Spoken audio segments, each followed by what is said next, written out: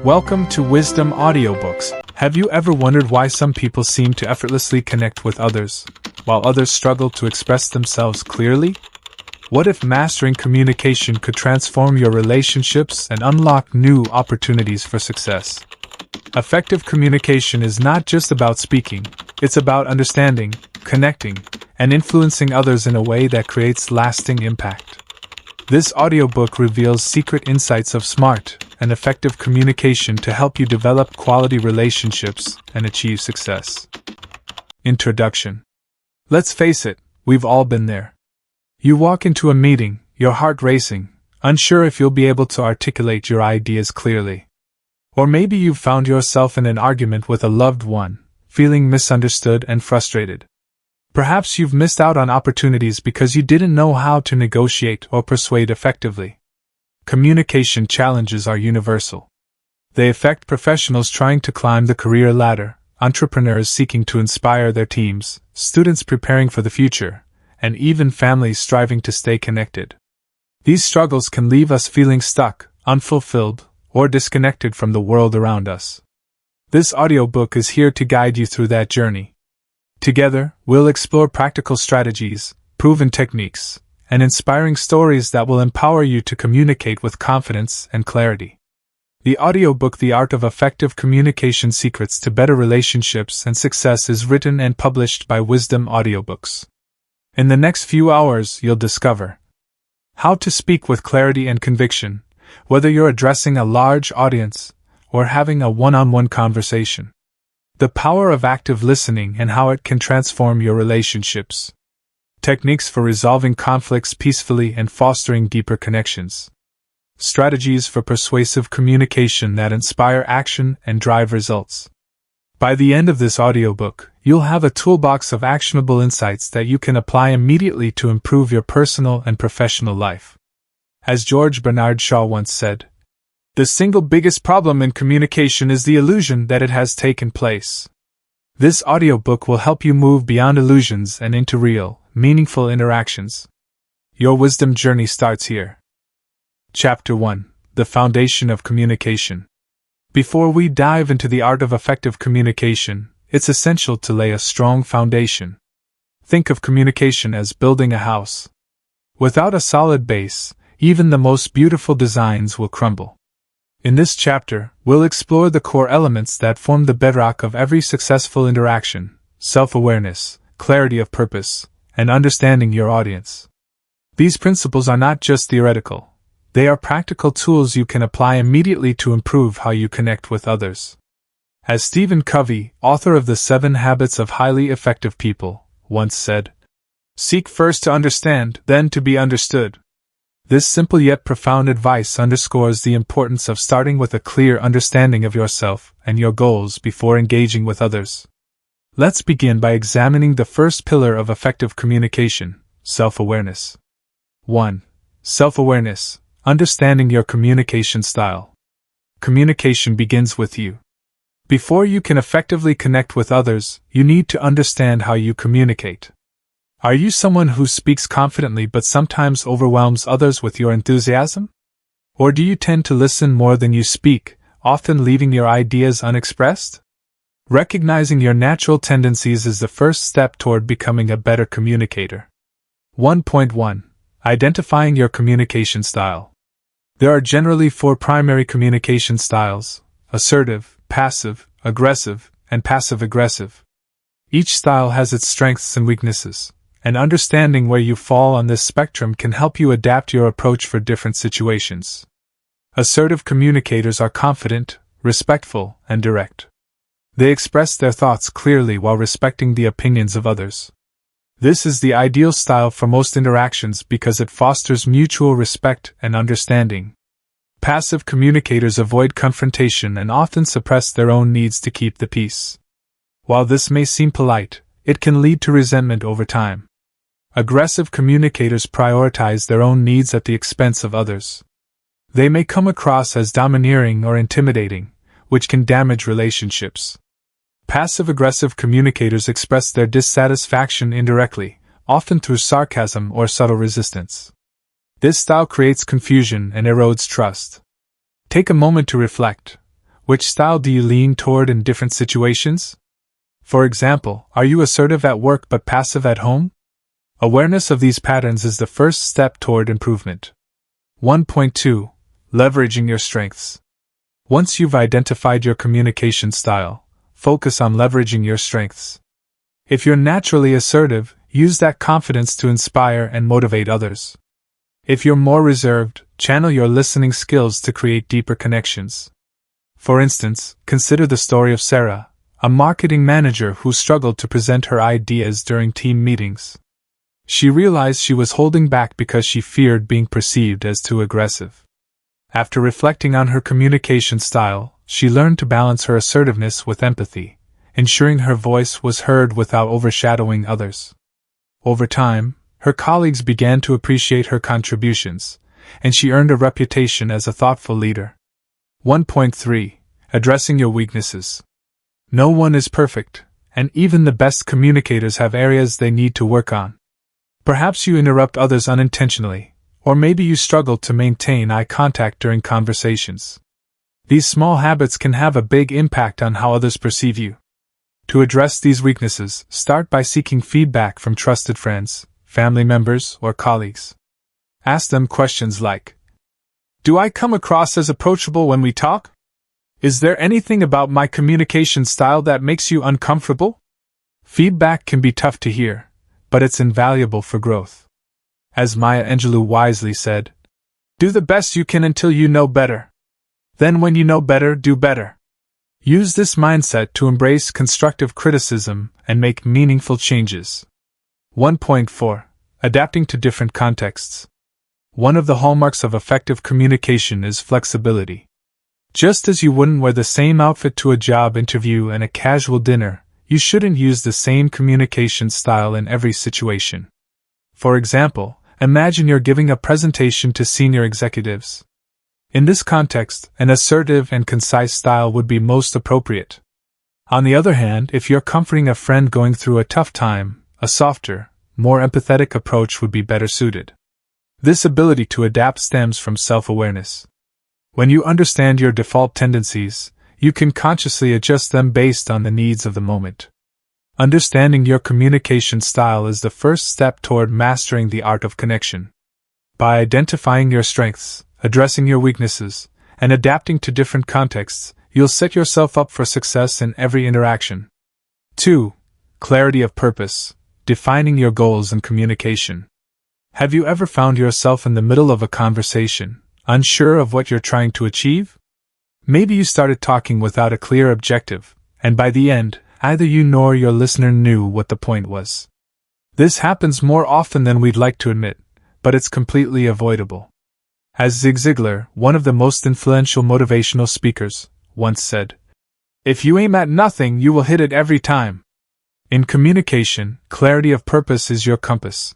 It guides your words, ensures they align with your intentions, and helps you achieve the desired outcome. Let's explore how you can define and articulate your goals effectively. 2.1. Why clarity of purpose matters. Imagine walking into a meeting or starting a conversation without knowing what you want to accomplish. You might ramble, lose focus, or even send mixed signals. Without a clear purpose, your message risks being misunderstood or ignored altogether. Clarity of purpose serves two essential functions. 1. For yourself, it keeps you focused and prevents you from deviating from the main point.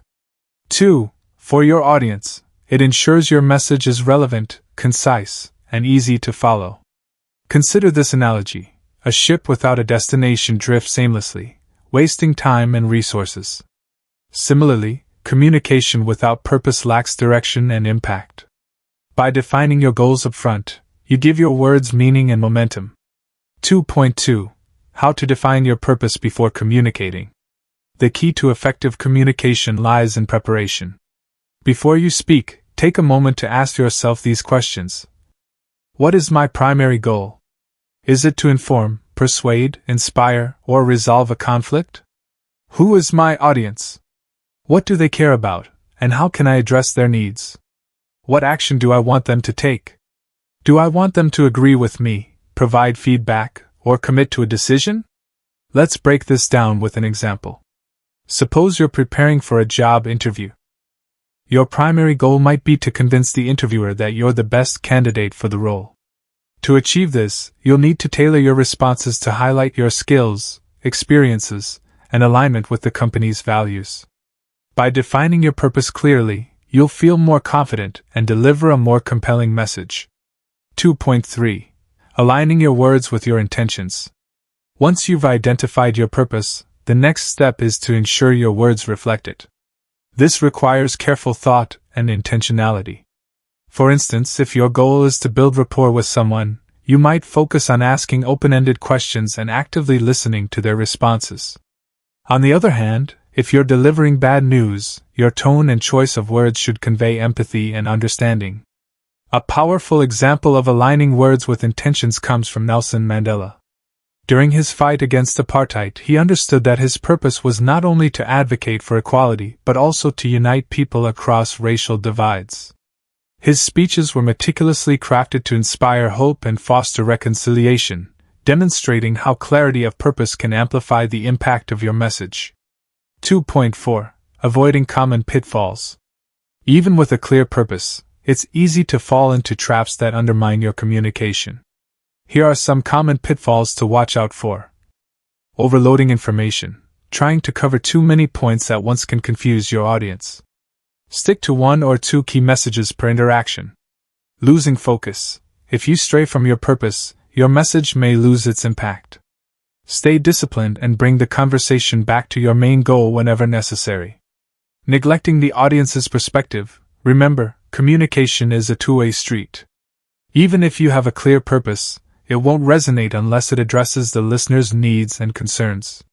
To illustrate this, let's revisit Sarah, the marketing manager we mentioned earlier. When she first started presenting her ideas, she often included too much detail, overwhelming her team. Once she learned to focus on her core message, what she wanted her colleagues to understand and act on, her presentations became sharper and more engaging. 2.5.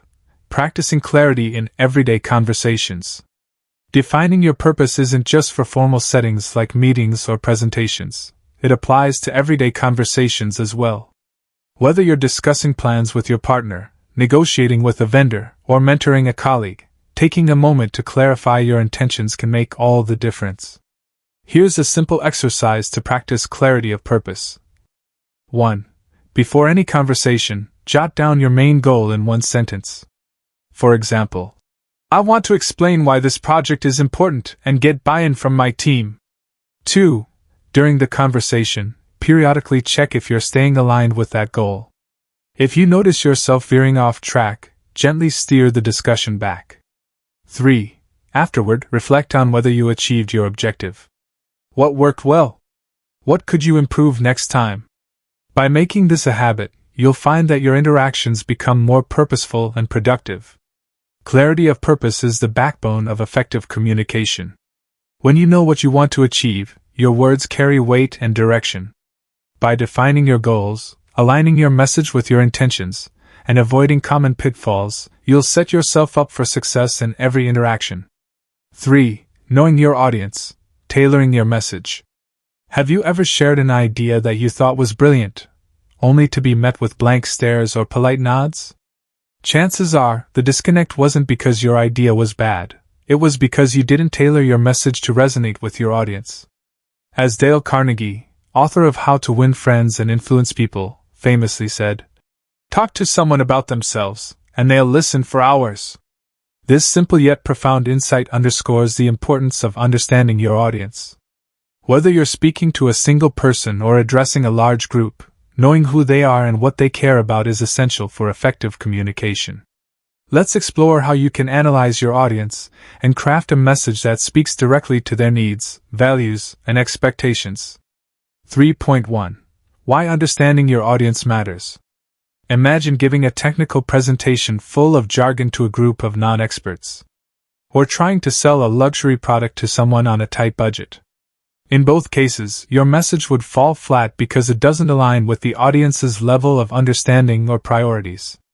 Understanding your audience allows you to build trust by showing that you respect their perspective. Increase engagement by addressing topics they find relevant. Achieve better outcomes by tailoring your approach to their preferences.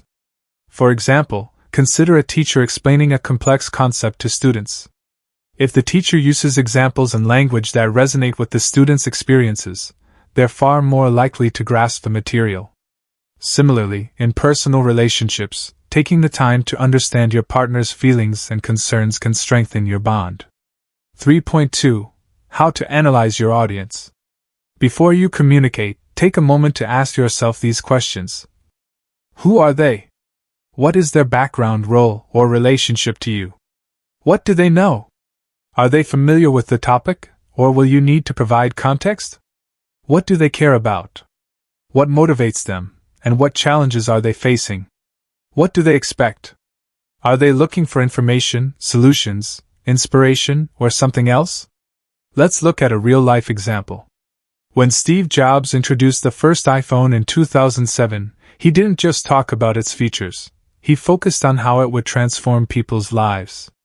He understood his audience, tech-savvy individuals who valued innovation and convenience.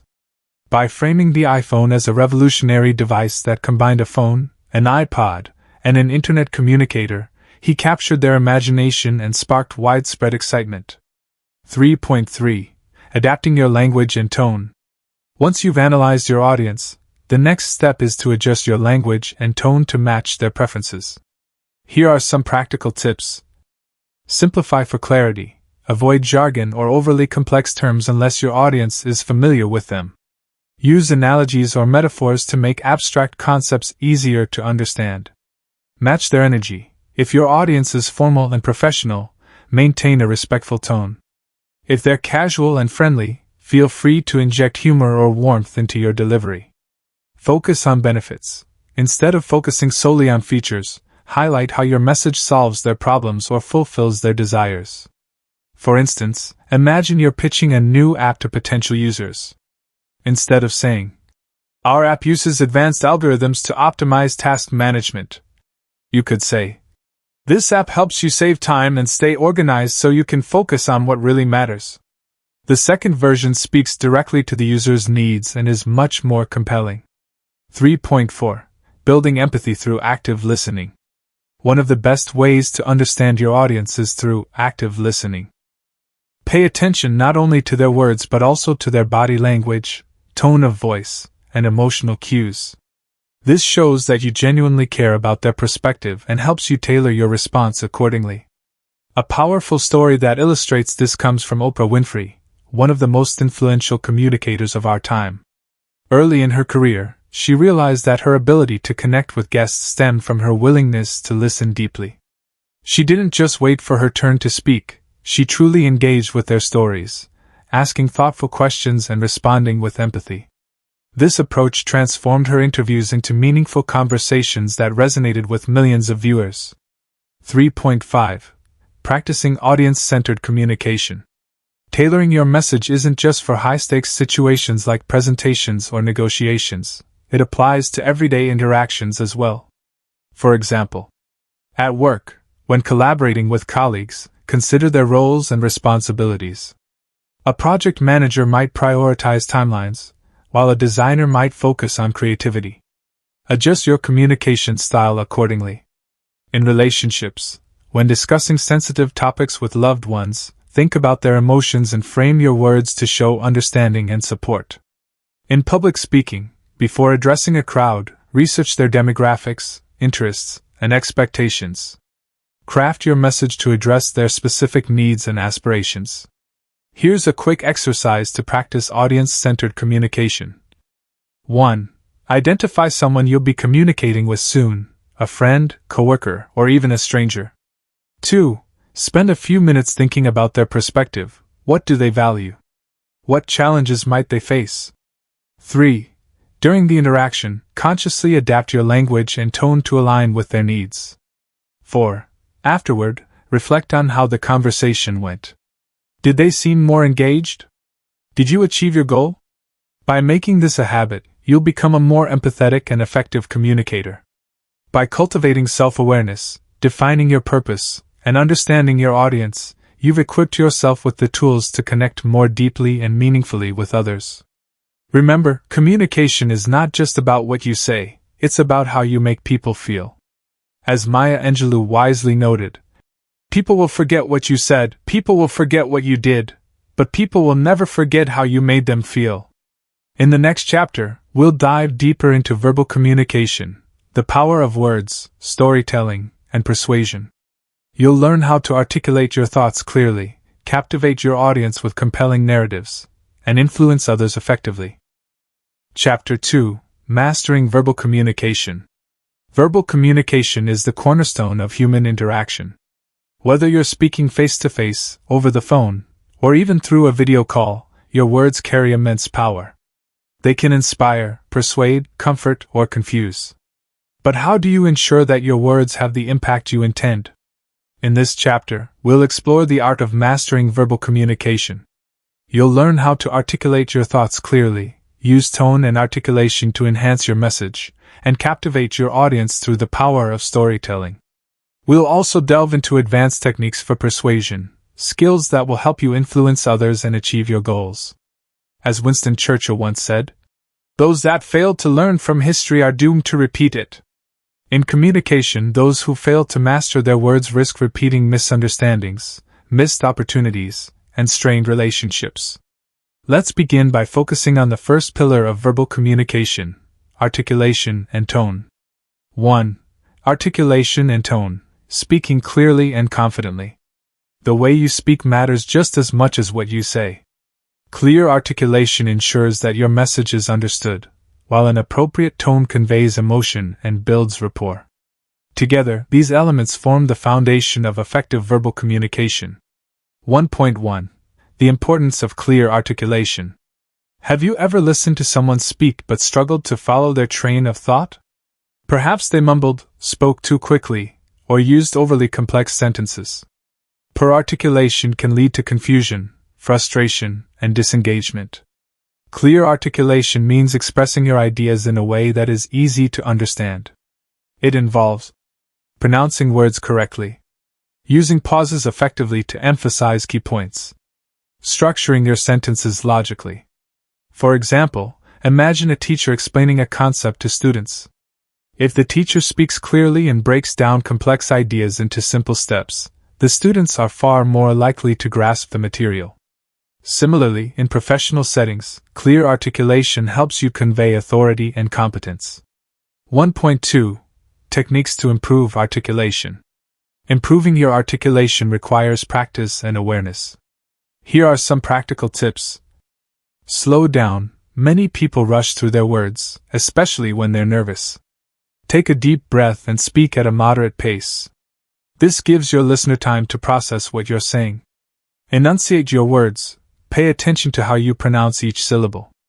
Avoid mumbling or slurring your words together. Use pauses strategically. Pauses aren't empty spaces. They're powerful tools. Use them to highlight important points or give your audience time to reflect. A great example of excellent articulation comes from Barack Obama. As a public speaker, he was known for his deliberate pacing and precise enunciation. His ability to pause and emphasize key phrases made his speeches both memorable and impactful. 1.3. The role of tone in communication. Tone refers to the emotional quality of your voice. It can convey confidence, warmth, urgency, or even skepticism. A mismatch between your tone and your message can create confusion, or even offend your listener. For instance, imagine delivering bad news with a cheerful tone. It would come across as insincere or dismissive. On the other hand, using a calm and empathetic tone can help soften the blow and show that you care. Here are some tips for mastering tone. Match the situation. Adjust your tone based on the context. For formal settings, maintain a professional and respectful tone. For casual conversations, feel free to be more relaxed and friendly. Convey confidence. Speak with conviction, even if you're discussing something uncertain. A confident tone reassures your audience and builds trust. Be mindful of emotions. Pay attention to how your tone might affect the listener's emotions. For example, a harsh tone can escalate conflicts, while a gentle tone can de-escalate them. 1.4. Overcoming common challenges. Even skilled communicators face challenges with articulation and tone. Here are some common pitfalls and how to address them. Monotony. Speaking in a flat, unvarying tone can bore your audience. To avoid this, vary your pitch, volume, and pace to keep listeners engaged. Nervousness. Anxiety can cause you to speak too quickly or lose focus. Practice deep breathing exercises before speaking to calm your nerves. Cultural differences. Be mindful of cultural nuances in tone and articulation. What sounds polite in one culture might come across as rude in another. Let's revisit Sarah, the marketing manager from Chapter 1. When she first started presenting her ideas, her nervousness often caused her to rush through her words. By practicing slower articulation and varying her tone, she learned to engage her team more effectively. Her presentations became not only clearer but also more inspiring. 1.5. Practicing articulation and tone in daily life. Improving your articulation and tone isn't just for formal settings. It applies to everyday conversations as well. Here's a simple exercise to practice. 1. Record yourself speaking about a topic you're passionate about. Listen carefully to your articulation and tone. 2. Identify areas for improvement. Do you mumble? Do you sound monotone? 3. Practice speaking again, focusing on clarity and emotional expression. 4. Repeat this exercise regularly until you notice significant improvement. By honing these skills, you'll become a more confident and compelling communicator. Clear articulation and appropriate tone are essential for effective verbal communication. By mastering these skills, you'll ensure that your message is not only heard but also understood and appreciated. 2. Storytelling. Captivating your audience through stories. Stories are one of the most powerful tools in communication. They transcend logic and appeal directly to emotions, making your message memorable and impactful. Whether you're giving a presentation, pitching an idea, or simply sharing your thoughts, storytelling can transform how your audience perceives and responds to you.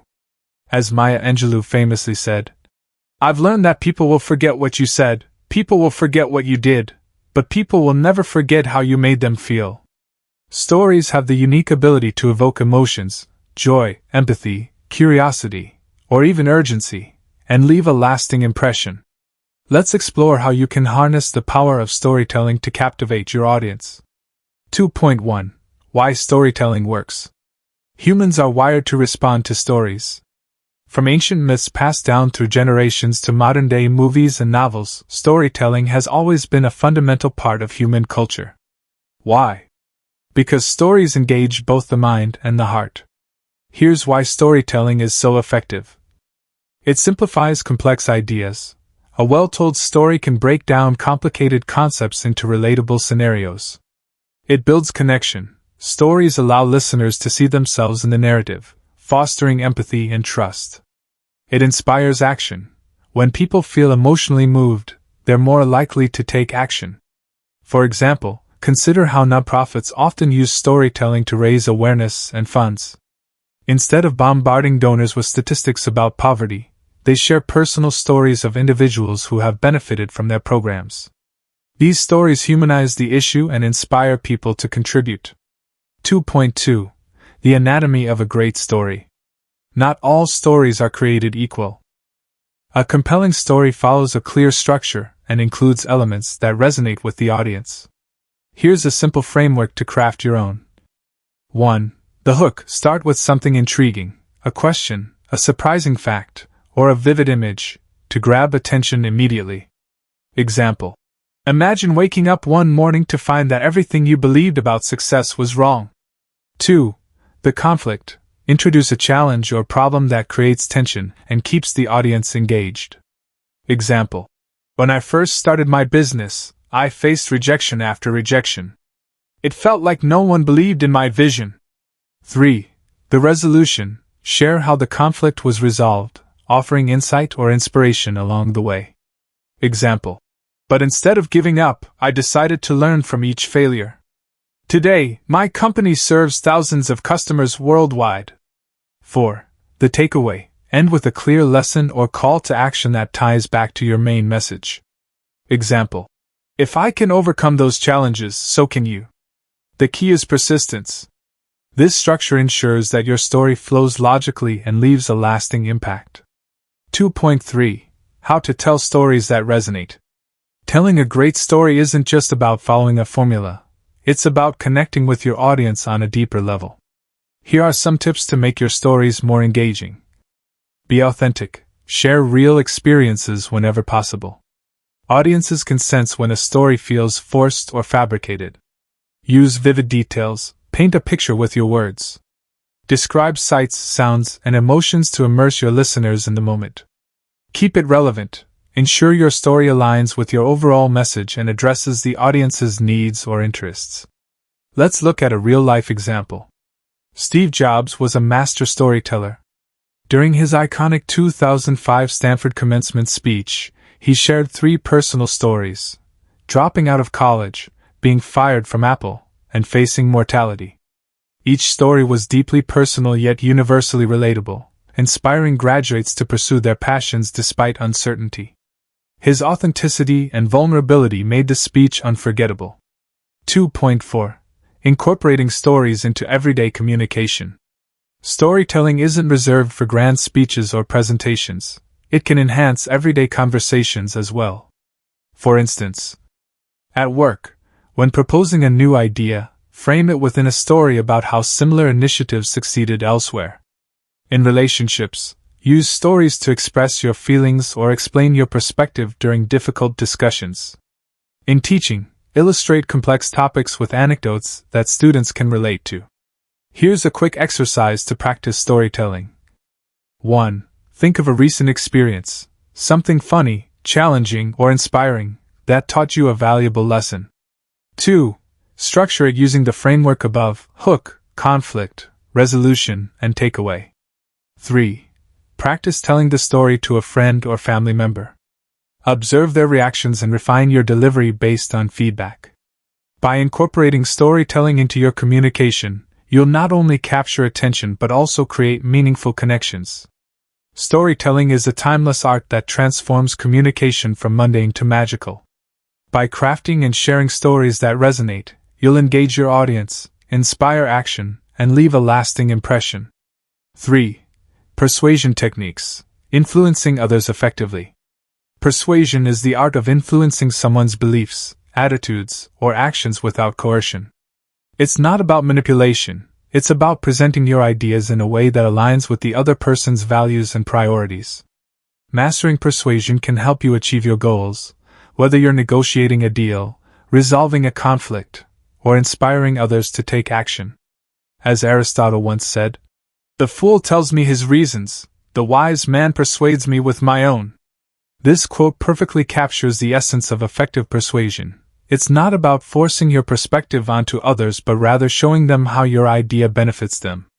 Let's explore some proven techniques to become a more persuasive communicator. 3.1. The Principles of Persuasion. Dr. Robert Cialdini, a renowned psychologist and author of Influence, The Psychology of Persuasion, identified 6 key principles that underpin effective persuasion. These principles are universal and can be applied in virtually any situation. 1. Reciprocity. People feel compelled to return favors. If you offer value first, whether it's advice, assistance, or even kindness, they're more likely to reciprocate. Example: before asking a colleague for help on a project, offer to assist them with something they're working on. 2. Commitment and consistency. Once people make a small commitment, they're more likely to follow through with larger requests that align with their initial decision. Example: start by asking someone to agree with a minor point related to your idea. Once they've committed verbally, they'll be more open to supporting the broader concept. 3. Social proof. People tend to follow the crowd. Highlighting examples of others who have already embraced your idea can increase its credibility. Example: when pitching a new product, mention how many customers have already purchased it or shared positive feedback.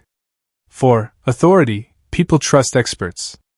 Establishing yourself as a credible source enhances your ability to persuade. Example: share relevant qualifications, experiences, or endorsements to build authority before presenting your argument. 5. Liking. People are more likely to say, yes to those they like. Building rapport and finding common ground increases your chances of success. Example: start a conversation by finding shared interests or complimenting the other person genuinely. 6. Scarcity. Items or opportunities perceived as rare or time-sensitive become more desirable. Emphasizing exclusivity can drive action. Example: a limited-time discount or exclusive access to a service can motivate people to act quickly. By understanding and applying these principles, you can craft messages that resonate deeply and inspire action. 3.2. Crafting a persuasive message. To persuade effectively, your message must address both logic and emotion. Here's a step-by-step guide to structuring a persuasive argument. 1. Start with empathy. Begin by acknowledging the other person's perspective. Show that you understand their concerns or desires. Example: I know you're focused on keeping costs low, which makes sense given the current market conditions. 2. Present your case clearly. Use facts, data, or anecdotes to support your position.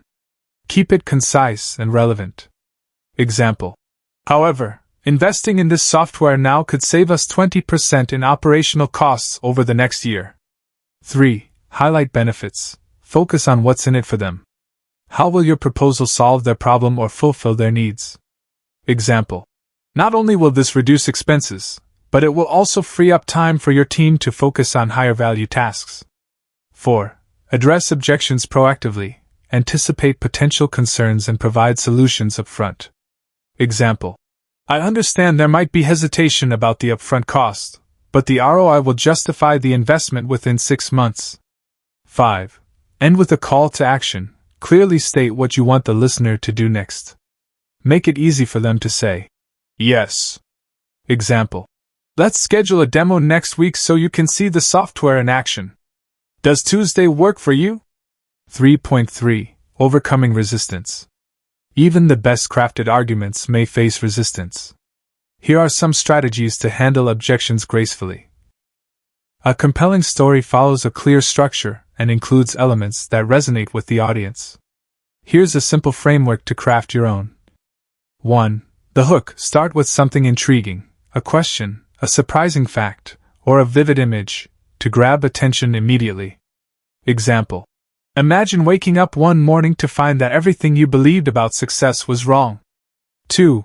The conflict. Introduce a challenge or problem that creates tension and keeps the audience engaged. Example: when I first started my business, I faced rejection after rejection.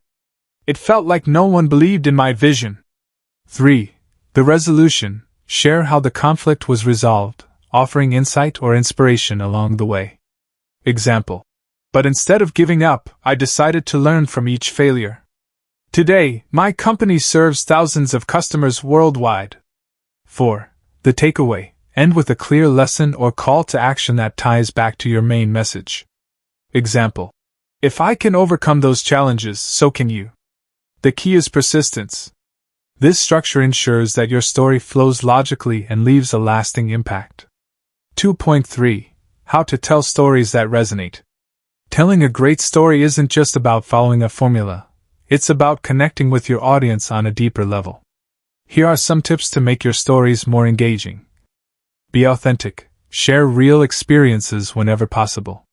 Audiences can sense when a story feels forced or fabricated. Use vivid details. Paint a picture with your words. Describe sights, sounds, and emotions to immerse your listeners in the moment. Keep it relevant. Ensure your story aligns with your overall message and addresses the audience's needs or interests. Let's look at a real-life example. Steve Jobs was a master storyteller. During his iconic 2005 Stanford commencement speech, he shared 3 personal stories: dropping out of college, being fired from Apple, and facing mortality. Each story was deeply personal yet universally relatable, inspiring graduates to pursue their passions despite uncertainty. His authenticity and vulnerability made the speech unforgettable. 2.4. Incorporating stories into everyday communication. Storytelling isn't reserved for grand speeches or presentations. It can enhance everyday conversations as well.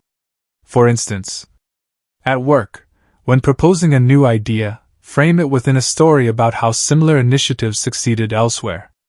In relationships, use stories to express your feelings or explain your perspective during difficult discussions. In teaching, illustrate complex topics with anecdotes that students can relate to. Here's a quick exercise to practice storytelling. 1. Think of a recent experience, something funny, challenging, or inspiring, that taught you a valuable lesson. 2. Structure it using the framework above: hook, conflict, resolution, and takeaway. 3. Practice telling the story to a friend or family member. Observe their reactions and refine your delivery based on feedback. By incorporating storytelling into your communication, you'll not only capture attention but also create meaningful connections. Storytelling is a timeless art that transforms communication from mundane to magical. By crafting and sharing stories that resonate, you'll engage your audience, inspire action, and leave a lasting impression. 3. Persuasion techniques. Influencing others effectively. Persuasion is the art of influencing someone's beliefs, attitudes, or actions without coercion. It's not about manipulation, it's about presenting your ideas in a way that aligns with the other person's values and priorities. Mastering persuasion can help you achieve your goals, whether you're negotiating a deal, resolving a conflict, or inspiring others to take action. As Aristotle once said, "The fool tells me his reasons, the wise man persuades me with my own." This quote perfectly captures the essence of effective persuasion. It's not about forcing your perspective onto others but rather showing them how your idea benefits them. Let's explore some proven techniques to become a more persuasive communicator. 3.1. The Principles of Persuasion. Dr. Robert Cialdini, a renowned psychologist and author of Influence, The Psychology of Persuasion, identified 6 key principles that underpin effective persuasion. These principles are universal and can be applied in virtually any situation. 1. Reciprocity. People feel compelled to return favors. If you offer value first, whether it's advice, assistance, or even kindness, they're more likely to reciprocate. Example: before asking a colleague for help on a project, offer to assist them with something they're working on. 2. Commitment and consistency. Once people make a small commitment, they're more likely to follow through with larger requests that align with their initial decision. Example: start by asking someone to agree with a minor point related to your idea. Once they've committed verbally, they'll be more open to supporting the broader concept. 3. Social proof. People tend to follow the crowd. Highlighting examples of others who have already embraced your idea can increase its credibility. Example: when pitching a new product, mention how many customers have already purchased it or shared positive feedback. 4. Authority. People trust experts. Establishing yourself as a credible source enhances your ability to persuade. Example: share relevant qualifications, experiences, or endorsements to build authority before presenting your argument. 5. Liking. People are more likely to say yes to those they like. Building rapport and finding common ground increases your chances of success. Example: start a conversation by finding shared interests or complimenting the other person genuinely. 6. Scarcity. Items or opportunities perceived as rare or time-sensitive become more desirable. Emphasizing exclusivity can drive action. Example: a limited-time discount or exclusive access to a service can motivate people to act quickly. By understanding and applying these principles, you can craft messages that resonate deeply and inspire action. 3.2. Crafting a persuasive message. To persuade effectively, your message must address both logic and emotion. Here's a step-by-step guide to structuring a persuasive argument. 1. Start with empathy. Begin by acknowledging the other person's perspective. Show that you understand their concerns or desires. Example: I know you're focused on keeping costs low, which makes sense given the current market conditions. 2. Present your case clearly. Use facts, data, or anecdotes to support your position. Keep it concise and relevant. Example: however, investing in this software now could save us 20% in operational costs over the next year. 3. Highlight benefits. Focus on what's in it for them. How will your proposal solve their problem or fulfill their needs? Example: not only will this reduce expenses, but it will also free up time for your team to focus on higher value tasks. 4. Address objections proactively, anticipate potential concerns and provide solutions up front. Example: I understand there might be hesitation about the upfront cost, but the ROI will justify the investment within 6 months. 5. End with a call to action. Clearly state what you want the listener to do next. Make it easy for them to say, yes. Example: let's schedule a demo next week so you can see the software in action.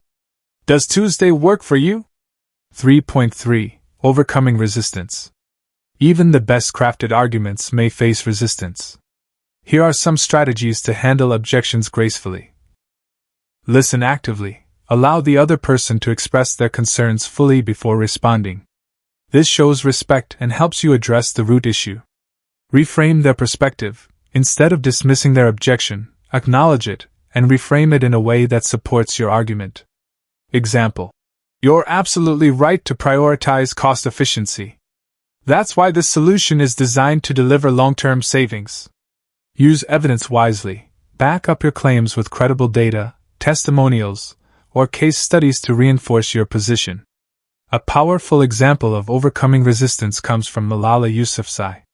Despite facing immense opposition and danger for advocating girls' education, she used her personal story and unwavering conviction to win global support. Her ability to remain calm, empathetic, and persistent made her one of the most influential voices of our time. 3.4. Practicing persuasion in daily life. Persuasion isn't just for high-stakes situations, it's a skill you can use every day. For instance, at work, when proposing a new initiative, highlight how it aligns with company goals and benefits stakeholders. In relationships, use empathy and active listening to resolve disagreements and find mutually beneficial solutions. In sales, tailor your pitch to address the customer's specific pain points and demonstrate how your product solves them. Here's a simple exercise to practice persuasion. 1.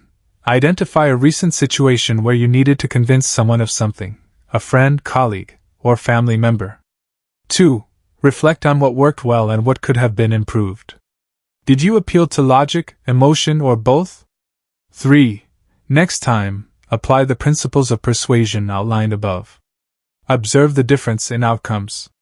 By honing your persuasion skills, you'll become a more influential and impactful communicator. From articulating your thoughts clearly to captivating your audience with stories and influencing others through persuasion, you've equipped yourself with the tools to connect, inspire, and lead. Remember, words are powerful. As James Baldwin wisely noted, words like freedom and justice are prizes hard won because they carry within them the possibility of transformation. Use your words wisely to create positive change in your relationships, career, and community. In the next chapter, we'll explore the power of nonverbal communication, the unspoken signals that often speak louder than words. You'll learn how to read body language, interpret facial expressions, and use physical presence to enhance your interactions. Chapter 3: The Power of Nonverbal Communication. Have you ever noticed how much is communicated without words? A smile, a nod, or even the way someone stands can convey volumes about their thoughts and feelings. In fact, studies show that up to 55% of communication is nonverbal. This means that what you don't say often speaks louder than your words. Nonverbal communication includes body language, facial expressions, gestures, posture, eye contact, and even the physical distance between you and others. Mastering these unspoken signals can significantly enhance your ability to connect, build trust, and influence those around you. As Ralph Waldo Emerson once said, "What you do speaks so loudly that I cannot hear what you say." In this chapter, we'll explore the art of nonverbal communication and how you can use it to strengthen your interactions. Let's begin by focusing on the first pillar of nonverbal communication: body language, reading and using gestures. 1. Body language, reading and using gestures. Body language is one of the most powerful forms of nonverbal communication. It can reveal confidence, nervousness, openness, or defensiveness, often without you even realizing it. By understanding and mastering your own body language, as well as reading others, you can create stronger connections and avoid misunderstandings. 1.1. Why body language matters. Imagine walking into a room for an important meeting. You notice that the person across from you has crossed arms, avoids eye contact, and leans back in their chair. What impression does this give you? Chances are, you might interpret these signals as disinterest, discomfort, or resistance. On the other hand, someone who maintains open gestures, leans slightly forward, and makes consistent eye contact appears engaged and trustworthy. These subtle cues shape how people perceive you and influence the outcome of your interactions. Body language isn't just about how others see you, it also affects how you feel. Research shows that adopting confident postures, like standing tall with your shoulders back, can boost your self-esteem and reduce stress. 1.2. Common gestures and their meanings. Here are some common gestures and what they typically communicate. Open palms indicates honesty, transparency, and openness. Crossed arms suggests defensiveness, resistance, or discomfort. Leaning forward shows interest, engagement, and attentiveness. Fidgeting or tapping may signal nervousness, impatience, or boredom. Nodding demonstrates agreement, understanding, or encouragement.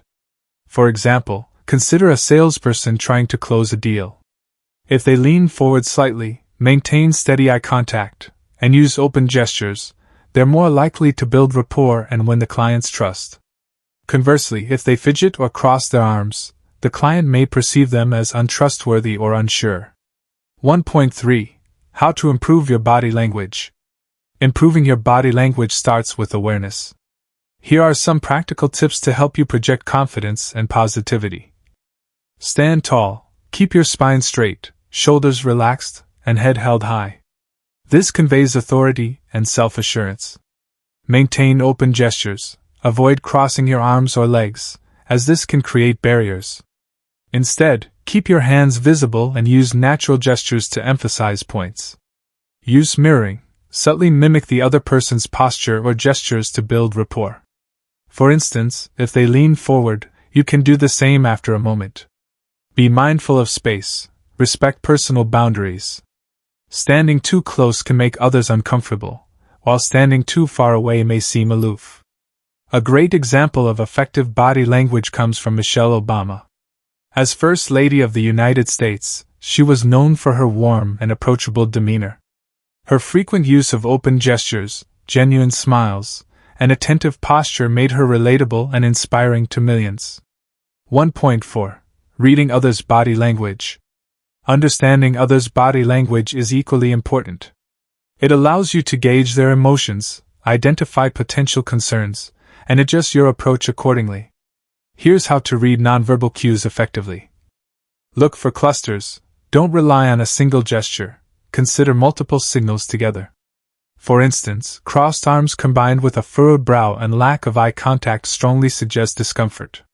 Pay attention to context. Interpret body language within the situation. Someone crossing their arms in a cold room might simply be trying to stay warm, not signaling defensiveness. Trust your intuition. Sometimes, your gut feeling about someone's behavior can provide valuable insights. Let's revisit Sarah, the marketing manager from earlier chapters. During team meetings, she began paying closer attention to her colleagues' body language. When she noticed someone leaning back with crossed arms, she would pause and ask, "Do you have any concerns or feedback?" This simple adjustment helped her address issues proactively and foster collaboration. 1.5. Practicing positive body language in daily life. Improving your body language isn't just for formal settings, it applies to everyday interactions as well. Here's a quick exercise to practice. 1. Record yourself having a casual conversation or giving a short presentation. 2. Watch the video and observe your posture, gestures, and facial expressions. Are there areas for improvement? 3. Practice speaking again, focusing on projecting confidence through your body language. 4. Repeat this exercise regularly until you notice significant improvement. By mastering your body language, you'll enhance your ability to connect with others and leave a positive impression. Body language is a silent yet powerful form of communication. By improving your own gestures and learning to read others, you'll deepen your connections and navigate interactions more effectively. 2. Facial expressions, conveying emotions without words. Facial expressions are one of the most universal forms of communication. They transcend language barriers and cultural differences, allowing us to convey emotions like happiness, sadness, anger, surprise, or fear without uttering a single word. In fact, research by Dr. Paul Ekman, a pioneer in the study of emotions, has shown that certain facial expressions are universally recognized across cultures. As Charles Darwin once observed, "The expression of the emotions is the same for all human beings." This underscores the profound impact facial expressions have on how we connect with others. Let's explore how you can use your face to communicate effectively and interpret the emotions of those around you. 2.1. The power of facial expressions. Your face is a canvas that reflects your inner world. A genuine smile can brighten someone's day, while a furrowed brow might signal concern or confusion. Because facial expressions are so closely tied to emotions, they play a critical role in building trust, empathy, and rapport. For example, imagine you're delivering feedback to a colleague. If your face remains neutral, or even slightly tense, they might perceive your words as harsh or critical. However, if you soften your expression with a warm smile or nod of encouragement, your message will come across as constructive and supportive. Facial expressions also influence how people perceive your authenticity. A forced smile or mismatched expression, like saying, "I'm fine," while frowning, can create doubt about your sincerity. On the other hand, aligning your facial expressions with your words enhances credibility and fosters deeper connections. 2.2. Common facial expressions and their meanings. Here are some common facial expressions and what they typically communicate. Smiling indicates happiness, friendliness, or approval. A genuine smile, known as a Duchenne smile, involves both the mouth and eyes, creating crow's feet at the corners of the eyes. Frowning suggests disapproval, confusion, or frustration. Raised eyebrows signals surprise, curiosity, or skepticism. Tightened jaw may indicate tension, anger, or determination. Avoiding eye contact can suggest discomfort, dishonesty, or lack of confidence. For instance, consider a teacher addressing students. If the teacher smiles warmly and nods encouragingly while explaining a concept, students are more likely to feel supported and engaged. Conversely, a stern expression might make them feel intimidated or disconnected. 2.3. How to use facial expressions effectively. Mastering facial expressions requires awareness and practice. Here are some tips to help you use them effectively. Be genuine. Authenticity is key. Forced or exaggerated expressions can come across as insincere. Instead, let your emotions guide your face naturally. Match your words. Ensure your facial expressions align with your verbal message.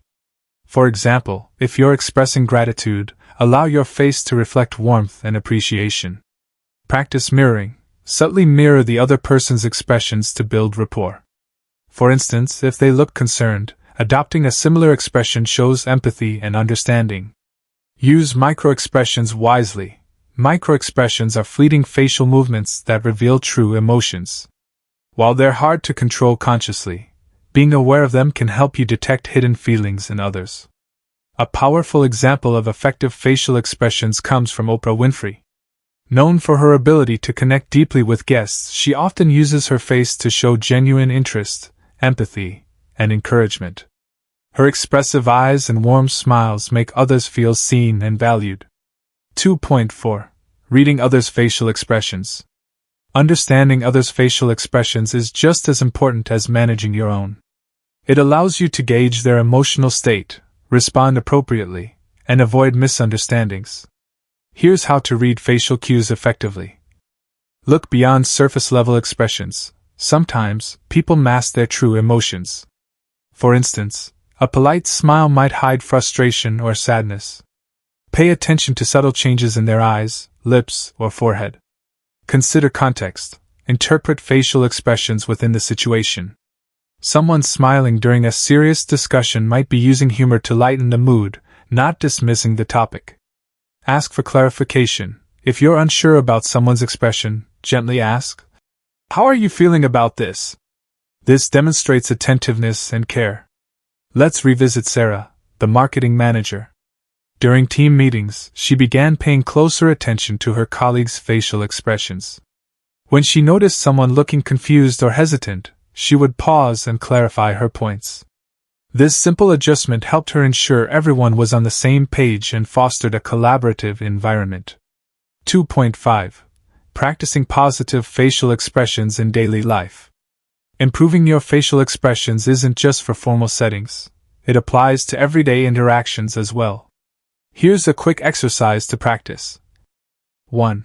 Stand in front of a mirror and observe your default facial expression. Does it appear welcoming, neutral, or tense? 2. Practice conveying different emotions, happiness, surprise, concern, using only your face.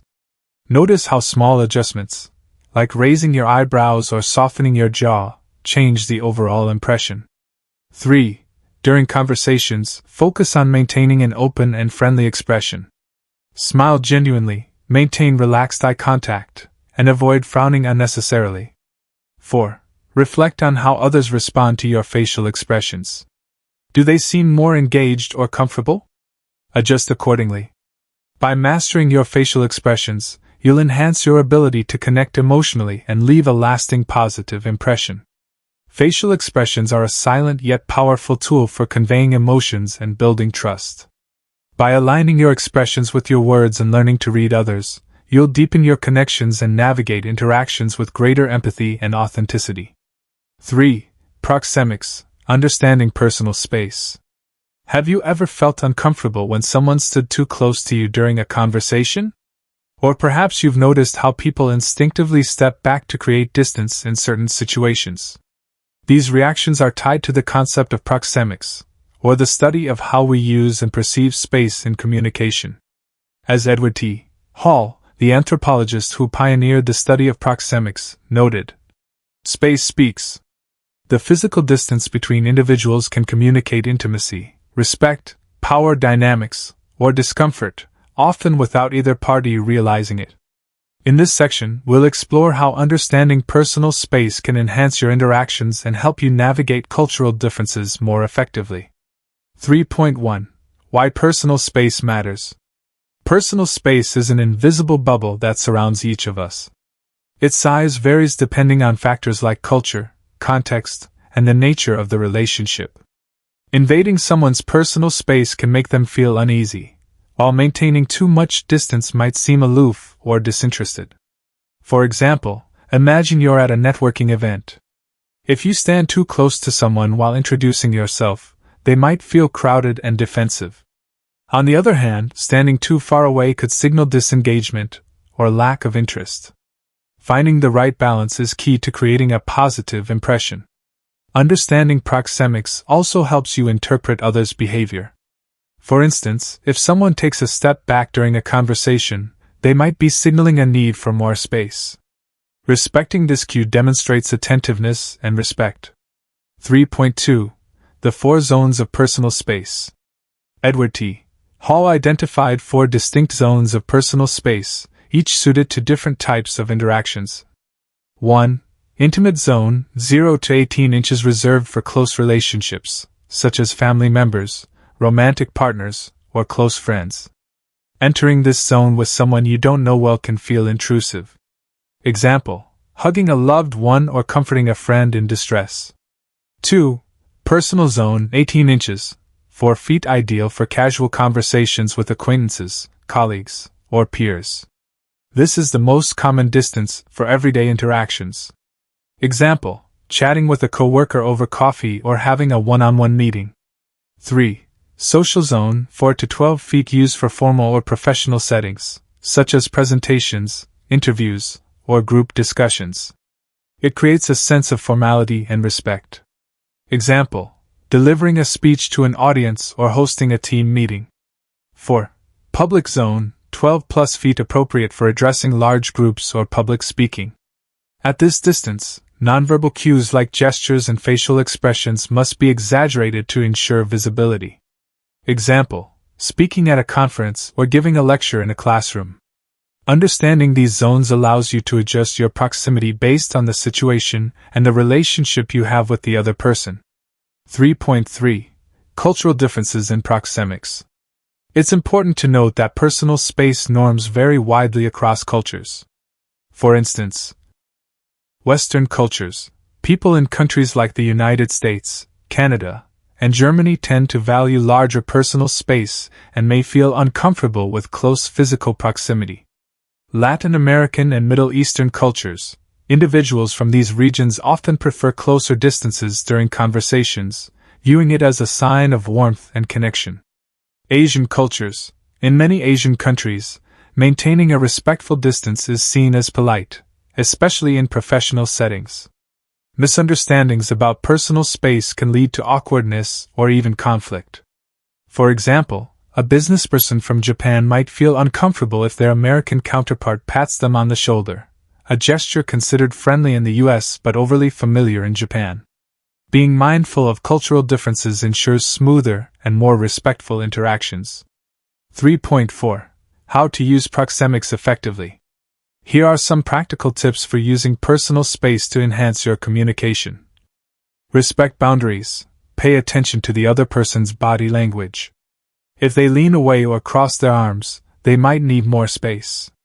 Adjust based on context. Use the intimate zone only with people you're close to, and maintain a wider distance in formal or professional settings.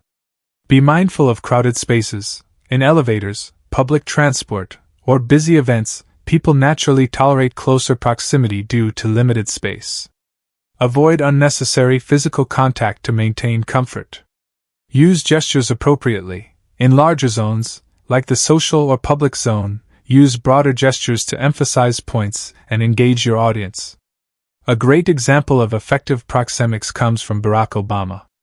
During his presidency, he was known for his ability to adjust his physical presence based on the situation. Whether shaking hands with world leaders, addressing large crowds, or comforting disaster victims, he always maintained appropriate distances that conveyed respect and empathy. 3.5. Practicing proxemics in daily life. Improving your awareness of personal space isn't just for formal settings. It applies to everyday interactions as well. Here's a quick exercise to practice. 1. Observe how people around you react to different distances during conversations. Do they lean in, step back, or remain neutral? 2. Experiment with adjusting your own proximity in various situations. Notice how others respond. 3. Reflect on any cultural differences you encounter. For instance, if you work in a multicultural environment, ask colleagues about their preferences regarding personal space. 4. Use this knowledge to adapt your behavior and create more comfortable interactions. By mastering proxemics, you'll enhance your ability to connect with others while respecting their boundaries. From body language and facial expressions to the subtle art of managing personal space, you've equipped yourself with tools to communicate more effectively without saying a word. Remember, nonverbal cues often speak louder than words. As Albert Mehrabian, a pioneer in communication studies, famously stated, 7% of communication is verbal, while 93% is nonverbal. By aligning your actions, expressions, and spatial awareness with your intentions, you'll build stronger relationships, foster trust, and leave a lasting impression. In the next chapter, we'll dive into the transformative power of active listening, the cornerstone of meaningful connections and effective communication. Chapter 4. Active Listening, the Key to Connection. Have you ever been in a conversation where you felt truly heard? That sense of being understood, of someone genuinely paying attention to your words, emotions, and perspective, is one of the most powerful ways to build trust and connection. Yet many of us struggle with listening effectively. We're often distracted, thinking about what to say next, or simply waiting for our turn to speak. Active listening is the antidote to these challenges. It's not just about hearing words, it's about understanding the meaning behind them, showing empathy, and responding thoughtfully. As Stephen R. Covey once said, "Most people do not listen with the intent to understand, they listen with the intent to reply." In this chapter, we'll explore how active listening can transform your relationships, deepen your connections, and help you become a more effective communicator. Let's begin by answering a fundamental question: what is active listening, and why does it matter? 1. What is active listening? Active listening is the practice of fully focusing on, understanding, and responding to what someone is saying. Unlike passive listening, where you might hear words without truly engaging, active listening requires intentionality, presence, and effort. It's about creating a space where the speaker feels valued, respected, and understood. 1.1. Why active listening matters. In a world filled with distractions, phones buzzing, emails piling up, and endless to-do lists, it's easy to let conversations slip into the background. But when we fail to listen actively, we miss opportunities to connect deeply with others. Here's why active listening is so important. Builds trust. When people feel heard, they're more likely to open up and share their thoughts and feelings. Prevents misunderstandings. By clarifying and confirming what you've heard, you reduce the risk of miscommunication. Strengthens relationships. Active listening fosters empathy, which is the foundation of meaningful connections. Enhances problem solving. Understanding someone's perspective allows you to address their concerns more effectively. For example, imagine a manager who listens attentively to an employee's feedback during a performance review. By asking thoughtful questions and paraphrasing the employee's points, the manager shows that they value the employee's input. This not only boosts morale but also strengthens the working relationship. 1.2. The difference between hearing and listening. Hearing is a passive process. It happens automatically when sound waves reach your ears. Listening, on the other hand, is an active process that involves interpreting, analyzing, and responding to what you hear. To illustrate the difference, consider this scenario. Hearing, you notice a colleague talking about their weekend plans, but your mind is elsewhere, thinking about your own tasks. Listening, you focus on their words, ask follow-up questions, and respond with genuine interest. The distinction lies in your level of engagement. Active listening transforms a casual exchange into a meaningful interaction. 1.3. The benefits of active listening. When you practice active listening, everyone benefits, not just the speaker but also you as the listener. Here are some key advantages. For the speaker, they feel validated, supported, and understood. For the listener, you gain deeper insights, build stronger relationships, and enhance your reputation as a thoughtful communicator. For the relationship, mutual respect and trust grow, paving the way for collaboration and cooperation. A powerful example of active listening comes from Nelson Mandela. During his efforts to unite South Africa after apartheid, he spent countless hours listening to people from all walks of life: victims, oppressors, leaders, and ordinary citizens. His ability to truly hear their stories helped him bridge divides and inspire reconciliation. 1.4. Common barriers to active listening. Despite its importance, active listening doesn't come naturally to everyone. Here are some common barriers that prevent us from listening effectively. Distractions, phones, noise, or internal thoughts can pull your attention away from the conversation. Assumptions. Jumping to conclusions based on preconceived notions can lead to misunderstandings. Interrupting. Cutting someone off mid-sentence disrupts their flow and signals impatience. Judging. Evaluating what someone says instead of trying to understand their perspective creates distance. Let's revisit Sarah, the marketing manager. During team meetings, she realized that her habit of interrupting colleagues stemmed from her eagerness to contribute ideas.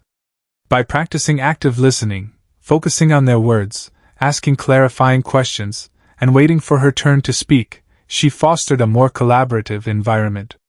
1.5. How to cultivate active listening skills. Improving your active listening skills requires practice and mindfulness. Here are some practical tips to get started. Eliminate distractions.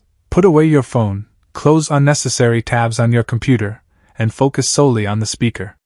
Maintain eye contact. Show that you're engaged by looking at the speaker directly, without staring. Use nonverbal cues. Nod occasionally, smile, or lean slightly forward to signal attentiveness. Avoid interrupting.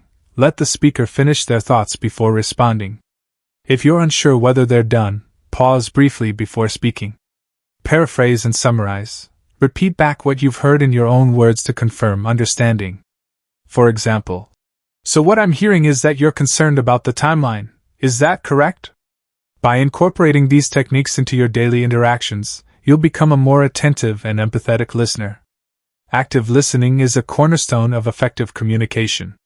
By focusing on the speaker, eliminating distractions, and responding thoughtfully, you'll create deeper connections and foster mutual understanding. 2. Techniques for better listening. Active listening is a skill that can be developed with practice and intentionality. By using specific techniques, you can enhance your ability to connect with others, understand their perspectives, and respond in ways that foster trust and collaboration. Let's explore some proven strategies to become a better listener. 2.1. Asking open-ended questions. One of the most powerful tools in active listening is asking open-ended questions. Unlike closed-ended questions, which can be answered with a simple yes or no, open-ended questions encourage the speaker to elaborate and share more details. For example, closed-ended question: "Did you enjoy the meeting?"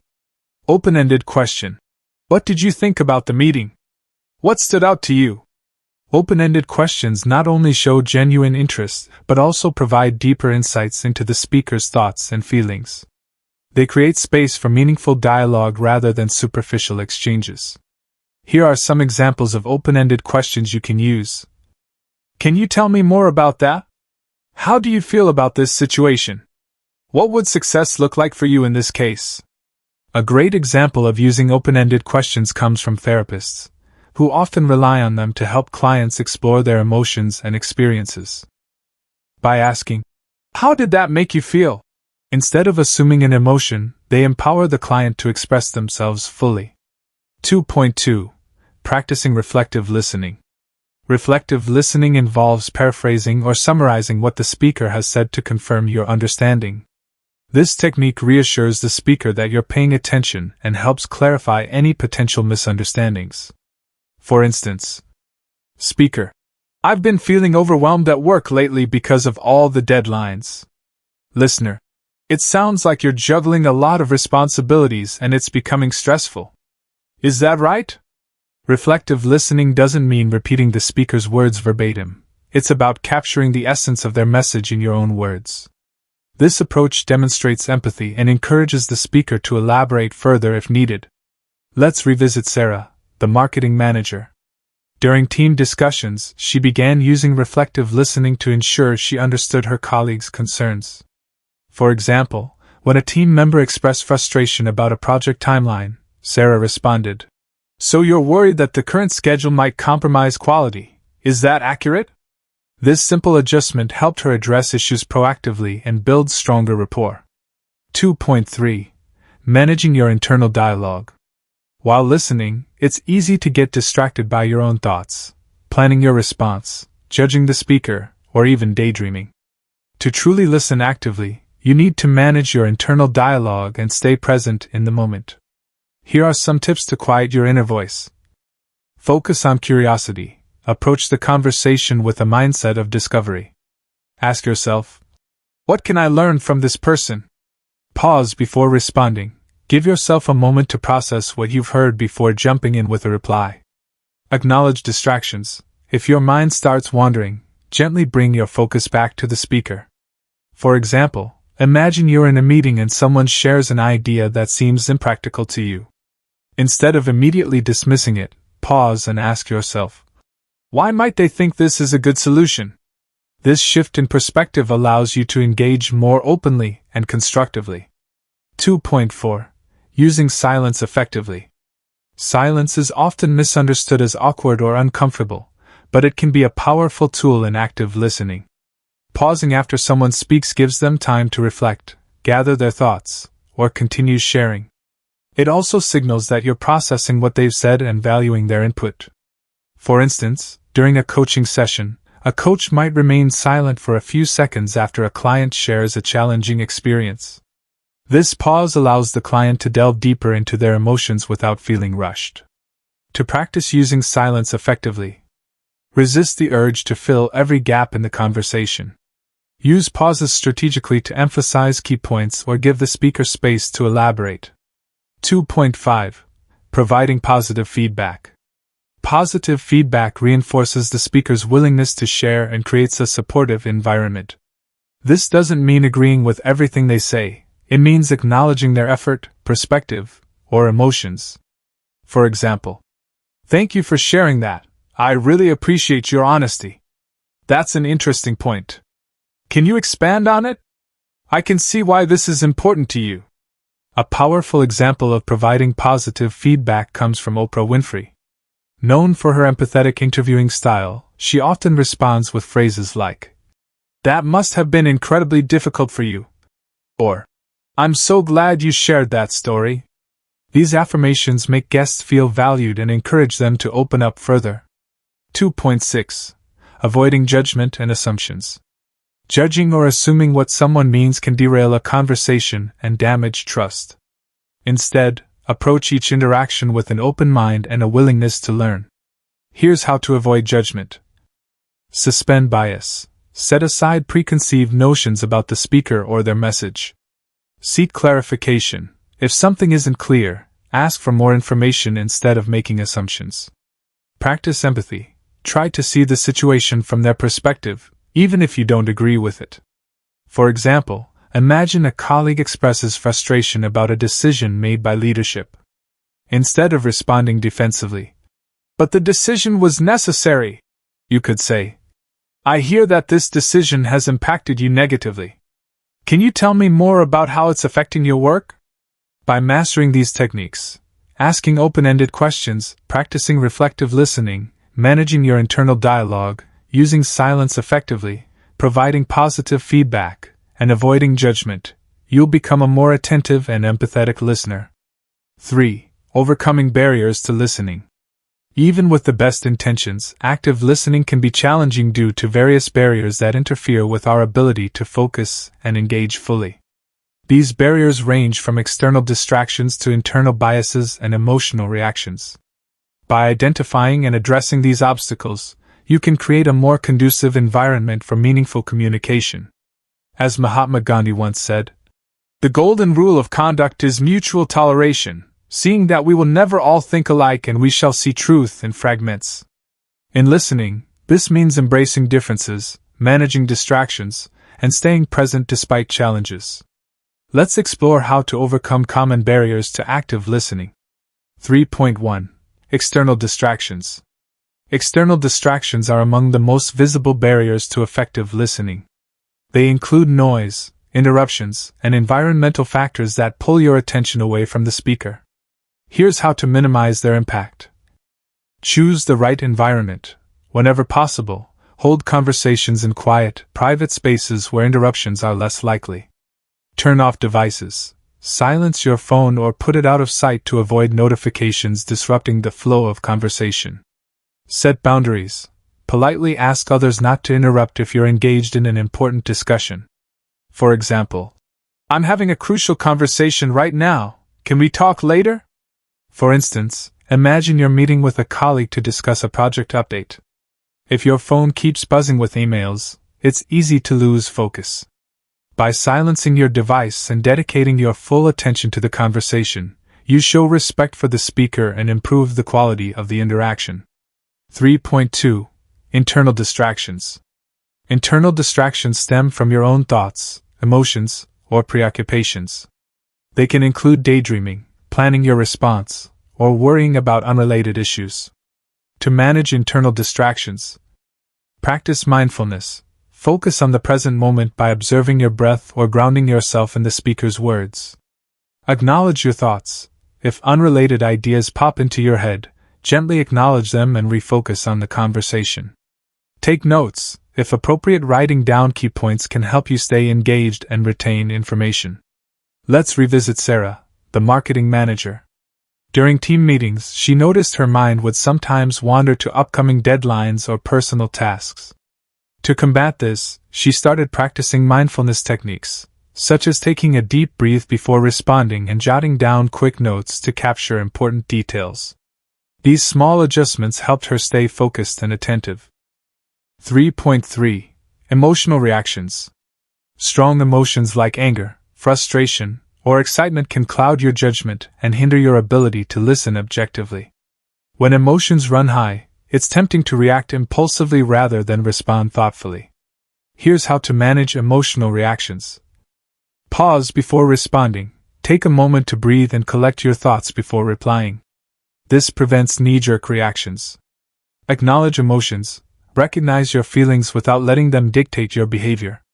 For example, I feel frustrated, but I want to understand your perspective.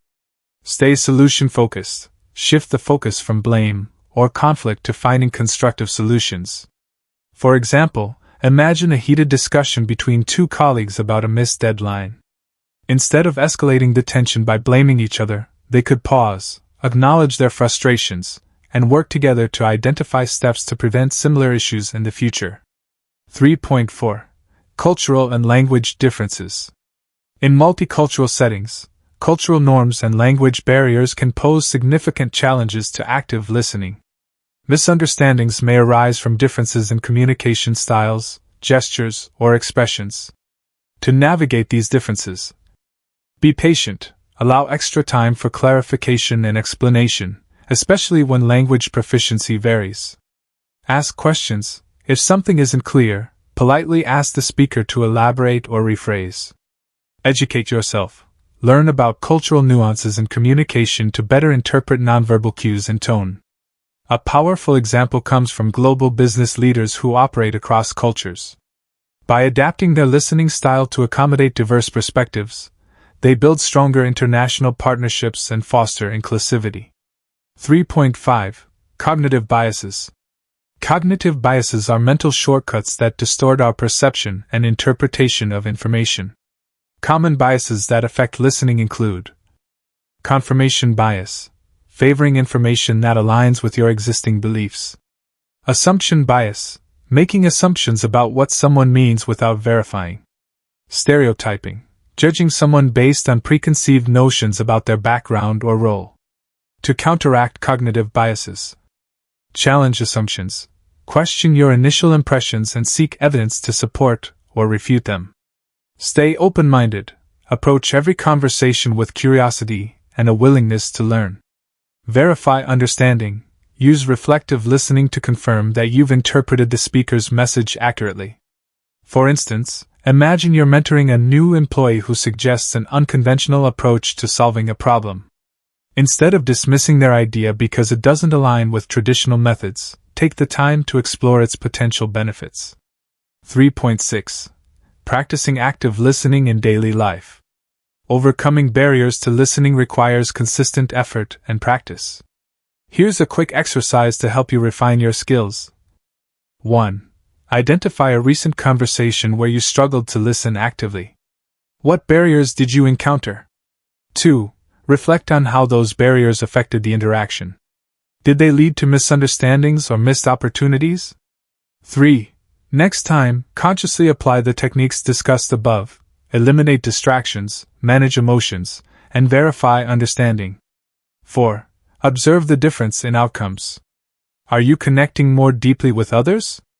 By addressing these barriers, you'll enhance your ability to listen attentively and foster stronger relationships. From understanding its importance to applying specific techniques and overcoming barriers, you've equipped yourself with tools to connect more deeply, resolve conflicts, and inspire trust through attentive communication. Remember, listening is not just about hearing words, it's about creating a space where others feel valued, understood, and empowered to share.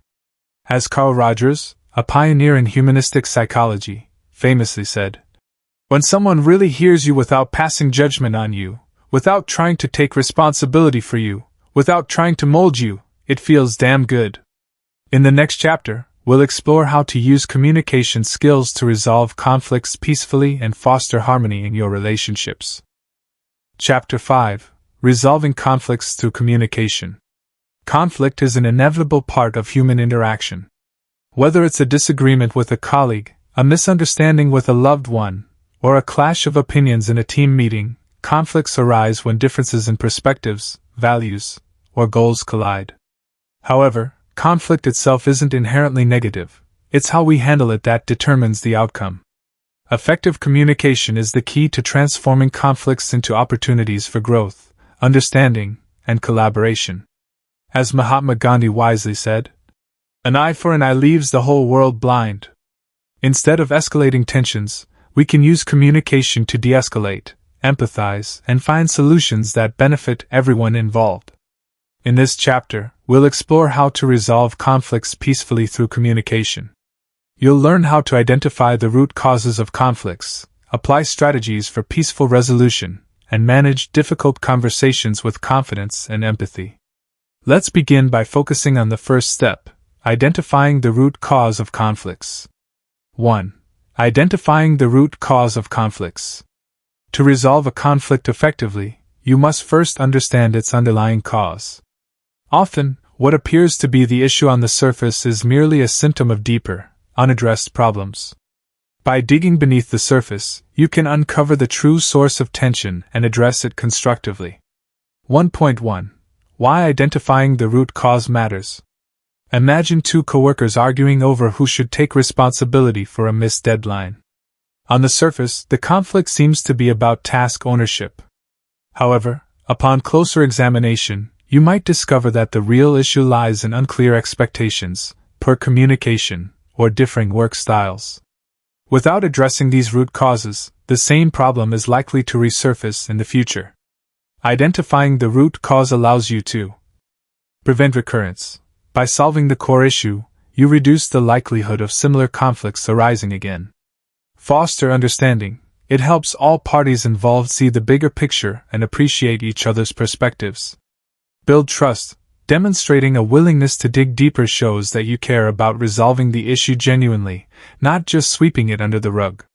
For example, consider a couple arguing about household chores. The husband feels overwhelmed by his workload, while the wife feels unappreciated for her efforts.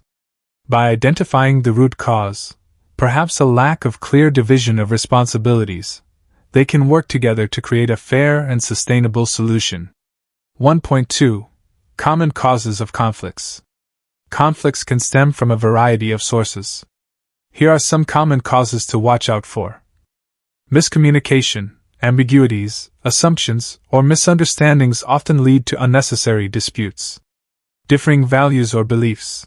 When people hold opposing views on fundamental issues, tensions can escalate quickly. Competition for resources, limited time, money, or attention can create friction among individuals or teams. Personality clashes, differences in temperament, work style, or communication preferences can lead to friction. Unmet expectations. When expectations aren't clearly defined or communicated, disappointment and frustration follow.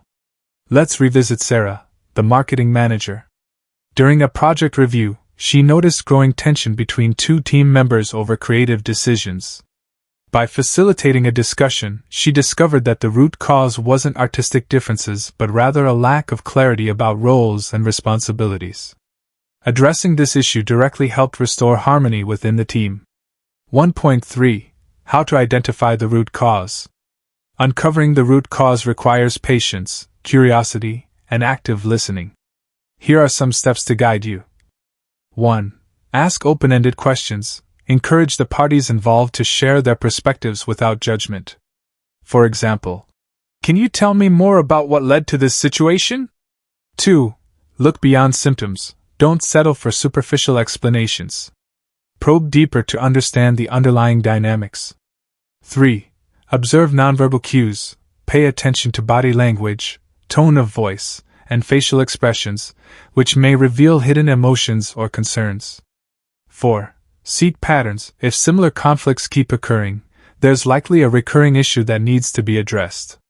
A powerful example of identifying root causes comes from mediation practices. Professional mediators often spend significant time exploring the history and context of a dispute before proposing solutions.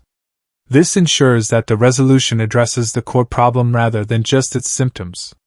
1.4. Avoiding blame and defensiveness. One of the biggest obstacles to identifying the root cause is the tendency to assign blame. When people feel attacked, they become defensive, which shuts down productive dialogue. To avoid this trap, focus on the issue, not the person. Frame the conversation around the problem rather than accusing individuals. For example, the timeline seems challenging, instead of, "You're always late." Use I statements. Express your feelings and observations without sounding accusatory. For instance, "I felt concerned when the report wasn't submitted on time," instead of, "You never meet deadlines." Stay calm and respectful. Keep your tone neutral and your body language open to create a safe space for discussion. By approaching conflicts with curiosity rather than judgment, you increase the chances of uncovering the true cause and finding a lasting solution. Identifying the root cause of conflicts is the first step toward resolving them effectively. By asking the right questions, observing patterns, and avoiding blame, you can get to the heart of the issue and pave the way for meaningful resolution. 2.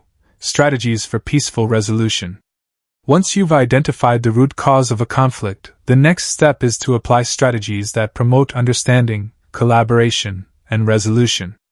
Peaceful conflict resolution isn't about winning or proving someone wrong. It's about finding common ground and creating outcomes that satisfy everyone involved. As Nelson Mandela once said, "If you want to make peace with your enemy, you have to work with your enemy. Then he becomes your partner." This mindset of cooperation and empathy is essential for resolving conflicts effectively. Let's explore some proven strategies to achieve peaceful resolutions. 2.1. Fostering empathy and understanding. Empathy is the cornerstone of conflict resolution. It involves stepping into the other person's shoes, seeing the situation from their perspective, and acknowledging their feelings and concerns. By fostering empathy, you can break down barriers, reduce defensiveness, and create a foundation for constructive dialogue. Here's how to cultivate empathy during conflicts. Listen actively, pay close attention to the speaker's words, tone, and body language. Reflect back what you hear to confirm understanding. For example, "It sounds like you're feeling frustrated because you weren't consulted earlier. Is that right?" Acknowledge emotions, validate the other person's feelings, even if you don't agree with their viewpoint. For instance, "I understand why you'd feel upset about this situation." Ask questions, show genuine curiosity about their perspective. For example, "Can you help me understand why this issue is so important to you?" A powerful example of empathy in action comes from family therapy. When couples argue, therapists often encourage them to express their feelings without judgment.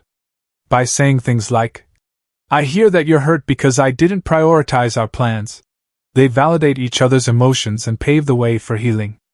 2.2. Finding common ground. Conflicts often arise when people focus on their differences rather than their shared goals or values. Shifting the conversation toward common ground can help bridge divides and foster collaboration. Here's how to identify and leverage common ground. Highlight shared interests. Look for areas where both parties agree or have overlapping objectives. For example, "We both want this project to succeed. Let's figure out how to make that happen." Focus on the big picture. Remind everyone of the larger purpose or mission that unites them. For instance, "Our team's goal is to deliver exceptional results for our clients, so let's align our efforts accordingly." Collaborate on solutions. Involve all parties in brainstorming ideas to ensure everyone feels heard and invested in the outcome. For example, imagine two departments arguing over resource allocation. Instead of framing it as a competition, they could focus on their shared goal of maximizing efficiency and customer satisfaction. By collaborating on a plan that benefits both teams, they transform the conflict into an opportunity for innovation. 2.3. Practicing assertive communication. Assertive communication strikes a balance between being passive, avoiding confrontation, and aggressive, imposing your will. It involves expressing your thoughts, feelings, and needs clearly and respectfully while considering the other person's perspective. Here are some tips for practicing assertive communication. Use I statements. Frame your message around your own experiences rather than blaming others. For example, "I feel overwhelmed when tasks aren't delegated evenly," instead of, "You never share the workload." Stay calm and respectful. Maintain a composed tone and open body language to avoid escalating tensions. Be direct but kind. Clearly state your position without resorting to sarcasm or hostility. Let's revisit Sarah, the marketing manager. During a disagreement with her boss about campaign priorities, she used assertive communication to express her concerns. Instead of saying, "You're ignoring my ideas," she said, "I believe my approach could add value to the campaign, and I'd love to discuss it further."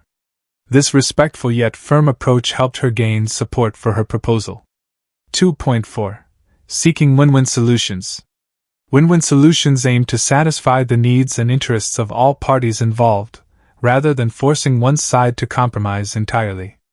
These solutions require creativity, flexibility, and a willingness to collaborate. Here's how to find win-win solutions. Brainstorm options. Encourage everyone to contribute ideas without judgment. The more options you generate, the higher the chances of finding a mutually beneficial solution. Prioritize interests over positions. Focus on underlying needs and motivations rather than rigid demands. For example, instead of insisting on a specific deadline, explore why timeliness is important and whether alternatives exist. Test potential solutions. Evaluate each option against the criteria of fairness, feasibility, and mutual benefit before finalizing a decision. A great example of win-win solutions comes from business negotiations. Imagine a supplier and client disagreeing over pricing. Instead of haggling endlessly, they might agree on a tiered pricing model based on order volume, benefiting both parties. 2.5. Using mediation when necessary. Sometimes, conflicts escalate to a point where direct communication becomes too challenging. In such cases, bringing in a neutral third party, a mediator, can help facilitate productive dialogue and guide the resolution process. Here's how mediation works. Neutral facilitation. The mediator ensures that all voices are heard and prevents the conversation from devolving into arguments. Structured process. Mediators often use techniques like active listening, summarizing key points, and reframing statements to keep discussions focused. Focus on solutions. Rather than dwelling on past grievances, mediators steer the conversation toward actionable steps for moving forward. For instance, consider a workplace dispute between two employees who struggle to collaborate. A trained HR mediator might meet with each individual separately to understand their concerns, then bring them together to discuss potential resolutions. This structured approach often leads to breakthroughs that wouldn't have been possible otherwise. By fostering empathy, finding common ground, practicing assertive communication, seeking win-win solutions, and using mediation when necessary, you can resolve conflicts peacefully and constructively. These strategies not only address immediate issues but also strengthen relationships and build trust for the future. 3. Managing difficult conversations. Difficult conversations are an inevitable part of life. Whether it's delivering tough feedback, addressing a sensitive issue, or navigating high-stakes discussions, these interactions can be emotionally charged and challenging to handle. However, with the right approach, you can turn difficult conversations into opportunities for growth, understanding, and resolution. As Brené Brown, a renowned researcher on vulnerability and communication, once said, "Clear is kind. Unclear is unkind." In difficult conversations, clarity, empathy, and preparation are essential for ensuring that your message is received constructively. Let's explore how to manage these conversations effectively. 3.1. Preparing for the conversation. The key to handling difficult conversations lies in preparation. Jumping into a sensitive discussion without thinking through your approach can lead to misunderstandings, hurt feelings, or unresolved issues. Here's how to prepare. Clarify your intentions. Ask yourself why you're having this conversation and what outcome you hope to achieve. For example, my goal is to address the missed deadline without damaging our working relationship. Anticipate reactions. Consider how the other person might respond and plan how to handle potential emotions or objections. Choose the right time and place. Avoid discussing sensitive topics in public or when emotions are running high. Opt for a private, calm setting where both parties can focus. For instance, imagine you need to provide critical feedback to a team member about their performance. Instead of bringing it up casually during a busy workday, Schedule a one-on-one meeting in a quiet space where you can discuss the matter thoughtfully. 3.2. Starting the conversation positively. How you begin a difficult conversation sets the tone for the entire interaction. A positive and respectful opening helps reduce defensiveness and creates a safe environment for dialogue. Here's how to start effectively. Express appreciation. Begin by acknowledging the other person's efforts or contributions. For example, I really appreciate the hard work you've put into this project. State the purpose clearly. Explain why you're having the conversation and what you hope to achieve together. For instance, I wanted to discuss the recent timeline challenges so we can find a way to improve moving forward. Use neutral language. Avoid accusatory or inflammatory statements that could escalate tensions. Let's revisit Sarah, the marketing manager. When addressing a sensitive issue with her team, she began by saying, I value everyone's input and dedication. Today, I'd like us to talk about how we can streamline our processes to meet deadlines more effectively. This approach set a collaborative tone and encouraged open participation. 3.3. Staying calm and composed. Emotions often run high during difficult conversations, but losing your composure can derail the discussion and damage relationships. Staying calm allows you to think clearly, respond thoughtfully, and maintain control of the situation. Here's how to stay composed. Practice deep breathing. Take slow, deep breaths to regulate your emotions and stay grounded. Pause before responding. If you feel overwhelmed or triggered, take a moment to collect your thoughts before replying. Focus on solutions. Shift the conversation away from blame and toward actionable steps for improvement. For example, imagine a heated argument between two colleagues over resource allocation. Instead of reacting defensively, one party might say, I understand this is frustrating for both of us. Let's focus on finding a solution that works for everyone. This de-escalates the tension and redirects the energy toward problem solving. 3.4. Handling emotional reactions. In difficult conversations, emotions like anger, frustration, or sadness are natural. However, unchecked emotions can cloud judgment and hinder progress. Learning to manage emotional reactions, both yours and the other person's, is crucial for maintaining productive dialogue. Here's how to handle emotions effectively. Acknowledge feelings. Validate the other person's emotions without judgment. For example, I can see this is really important to you, and I want to understand your perspective. Stay empathetic. Show compassion and understanding, even if you don't agree with their viewpoint. Take a break if needed. If emotions become overwhelming, suggest taking a short break to allow everyone to cool down before continuing. A powerful example comes from conflict resolution training.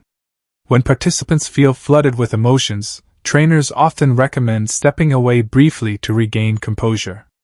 Returning to the conversation with a calmer mindset leads to more constructive outcomes. 3.5. Ending on a positive note. The way you conclude a difficult conversation is just as important as how you start it.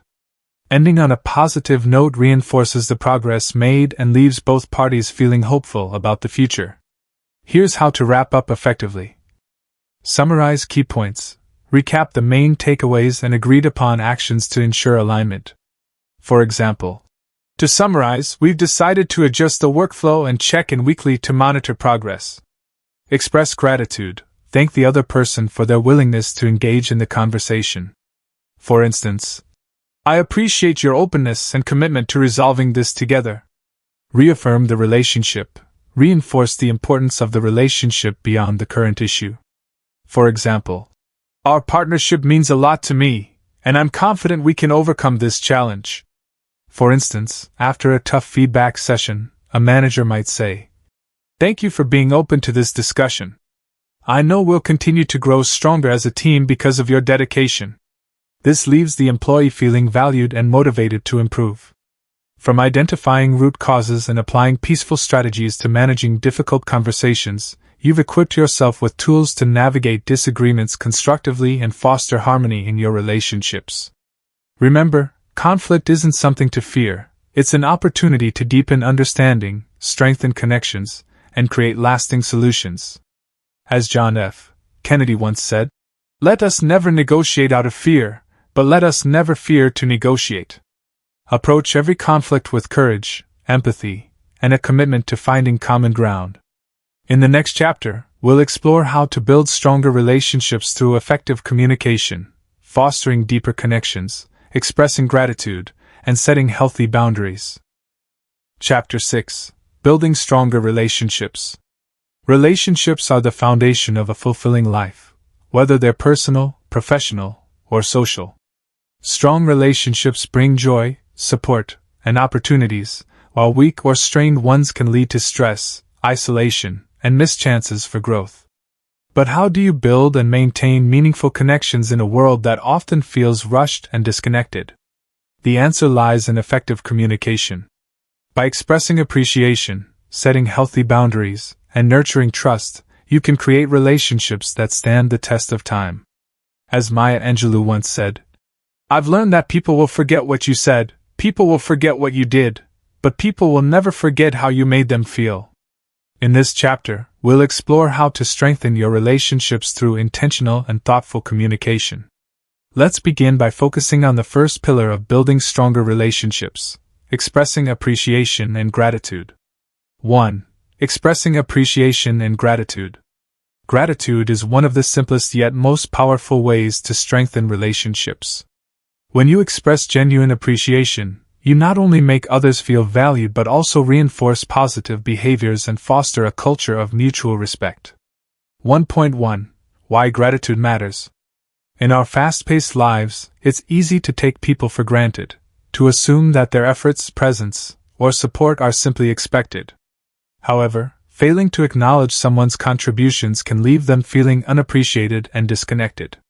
Gratitude has profound effects on relationships. Strengthens bonds. When people feel appreciated, they're more likely to invest in the relationship. Boosts morale. A simple "thank you" can lift spirits and motivate others to continue giving their best. Fosters positivity. Gratitude shifts the focus from what's lacking to what's abundant, creating a more optimistic environment. For example, imagine a manager thanking their team for completing a challenging project. By saying, "I truly appreciate the hard work and dedication everyone put into this," the manager not only boosts morale but also inspires continued excellence. 1.2. How to express gratitude effectively. Expressing gratitude isn't just about saying, "thank you." It's about doing so in a way that feels sincere and specific. Here are some tips to make your expressions of gratitude more impactful. Be specific, instead of a generic "thanks." Highlight exactly what you're grateful for. For example, "Thank you for staying late to help finalize the report. It made a huge difference." Be timely. Express gratitude as soon as possible after the action or event. Delayed thanks can lose their impact. Use different formats. While verbal thanks are powerful, handwritten notes, emails, or small gestures, like bringing coffee, can add variety and depth to your appreciation. A great example of expressing gratitude comes from Oprah Winfrey, who famously kept a gratitude journal for years. She wrote down 5 things she was thankful for each day, which helped her cultivate a mindset of appreciation and positivity. This practice not only enriched her personal life but also inspired millions of viewers to adopt it themselves. 1.3. Making gratitude a habit. To truly strengthen relationships, gratitude must become a consistent part of your communication style. Here's how to make it a habit. Start small. Begin by thanking one person each day for something specific they've done. Over time, this practice will feel natural. Reflect regularly.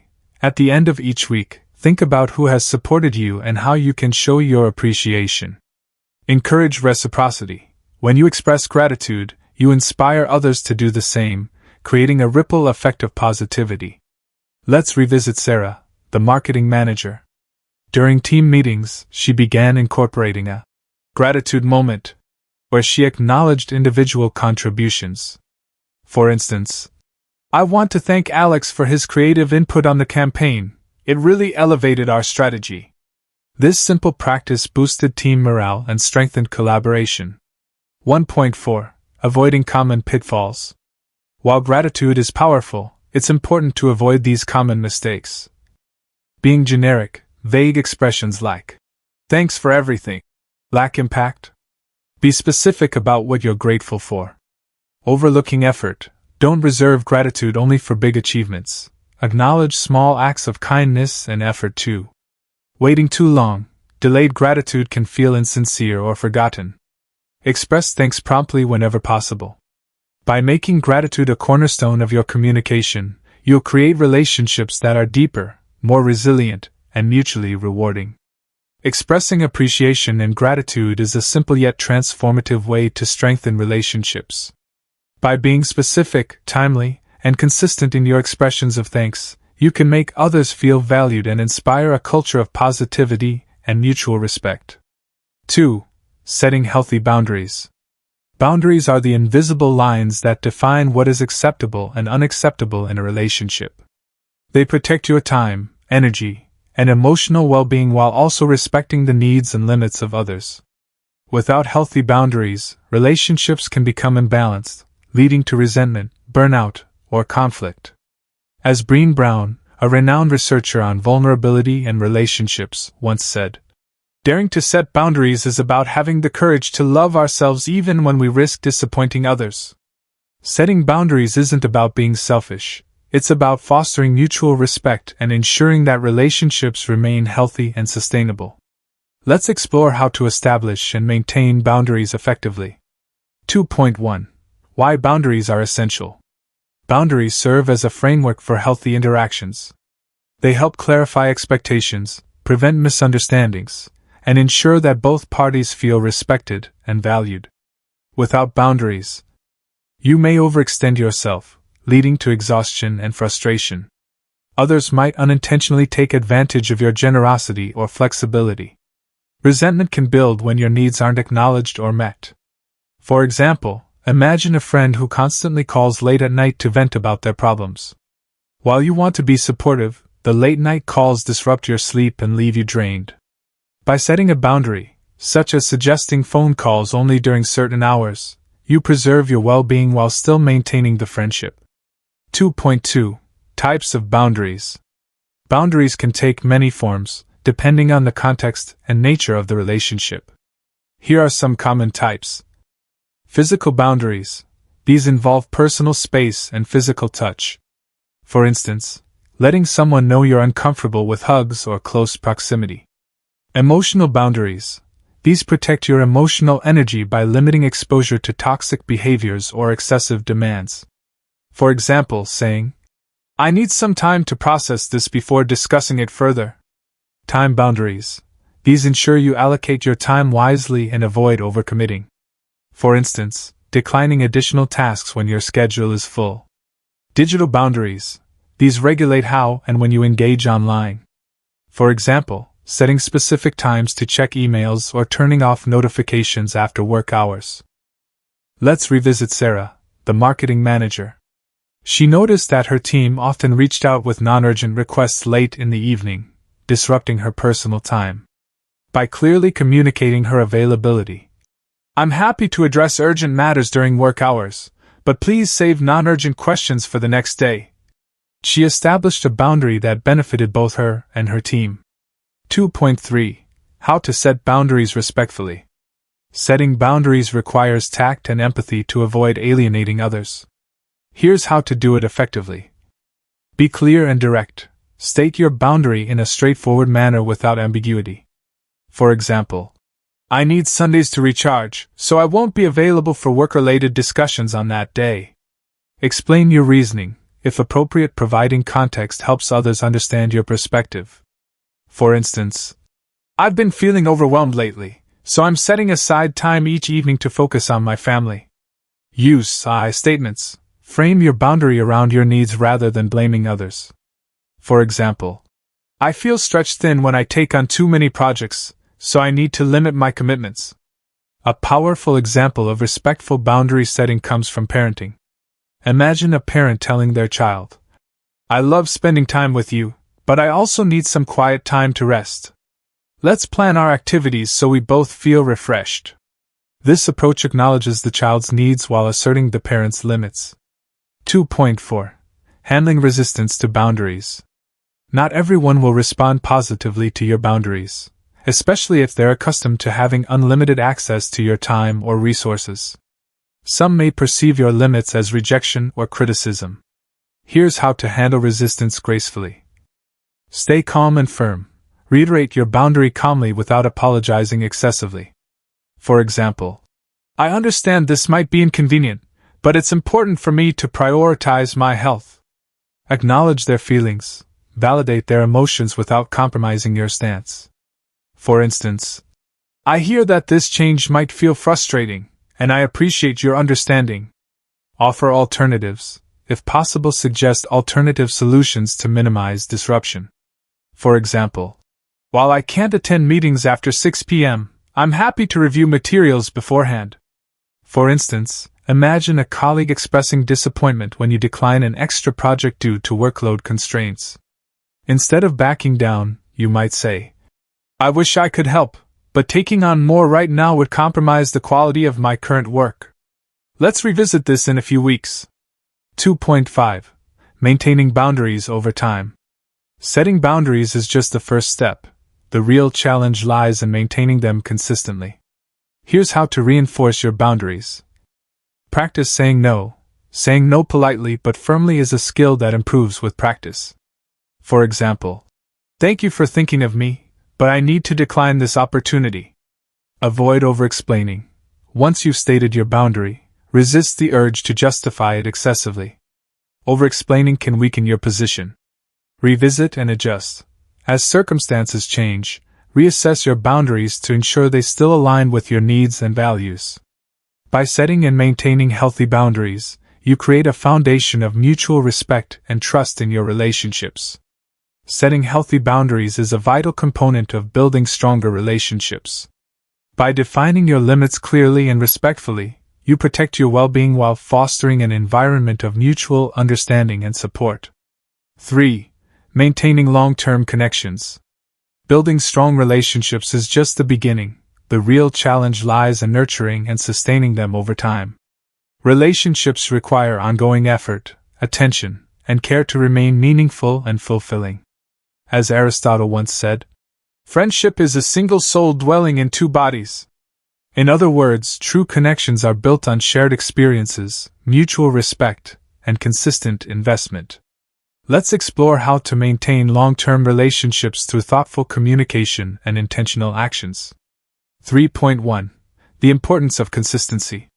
Consistency is the glue that holds relationships together. It's not enough to show up only during major milestones or crises. Relationships thrive when you invest time and energy consistently. Here's why consistency matters. Builds trust. When people know they can rely on you, they're more likely to deepen their connection with you. Strengthens bonds. Regular interactions create opportunities for shared memories and experiences. Prevents drift. Life gets busy, and without consistent effort, even the strongest relationships can fade over time. For example, imagine a friendship where you only reach out when you need help or during holidays.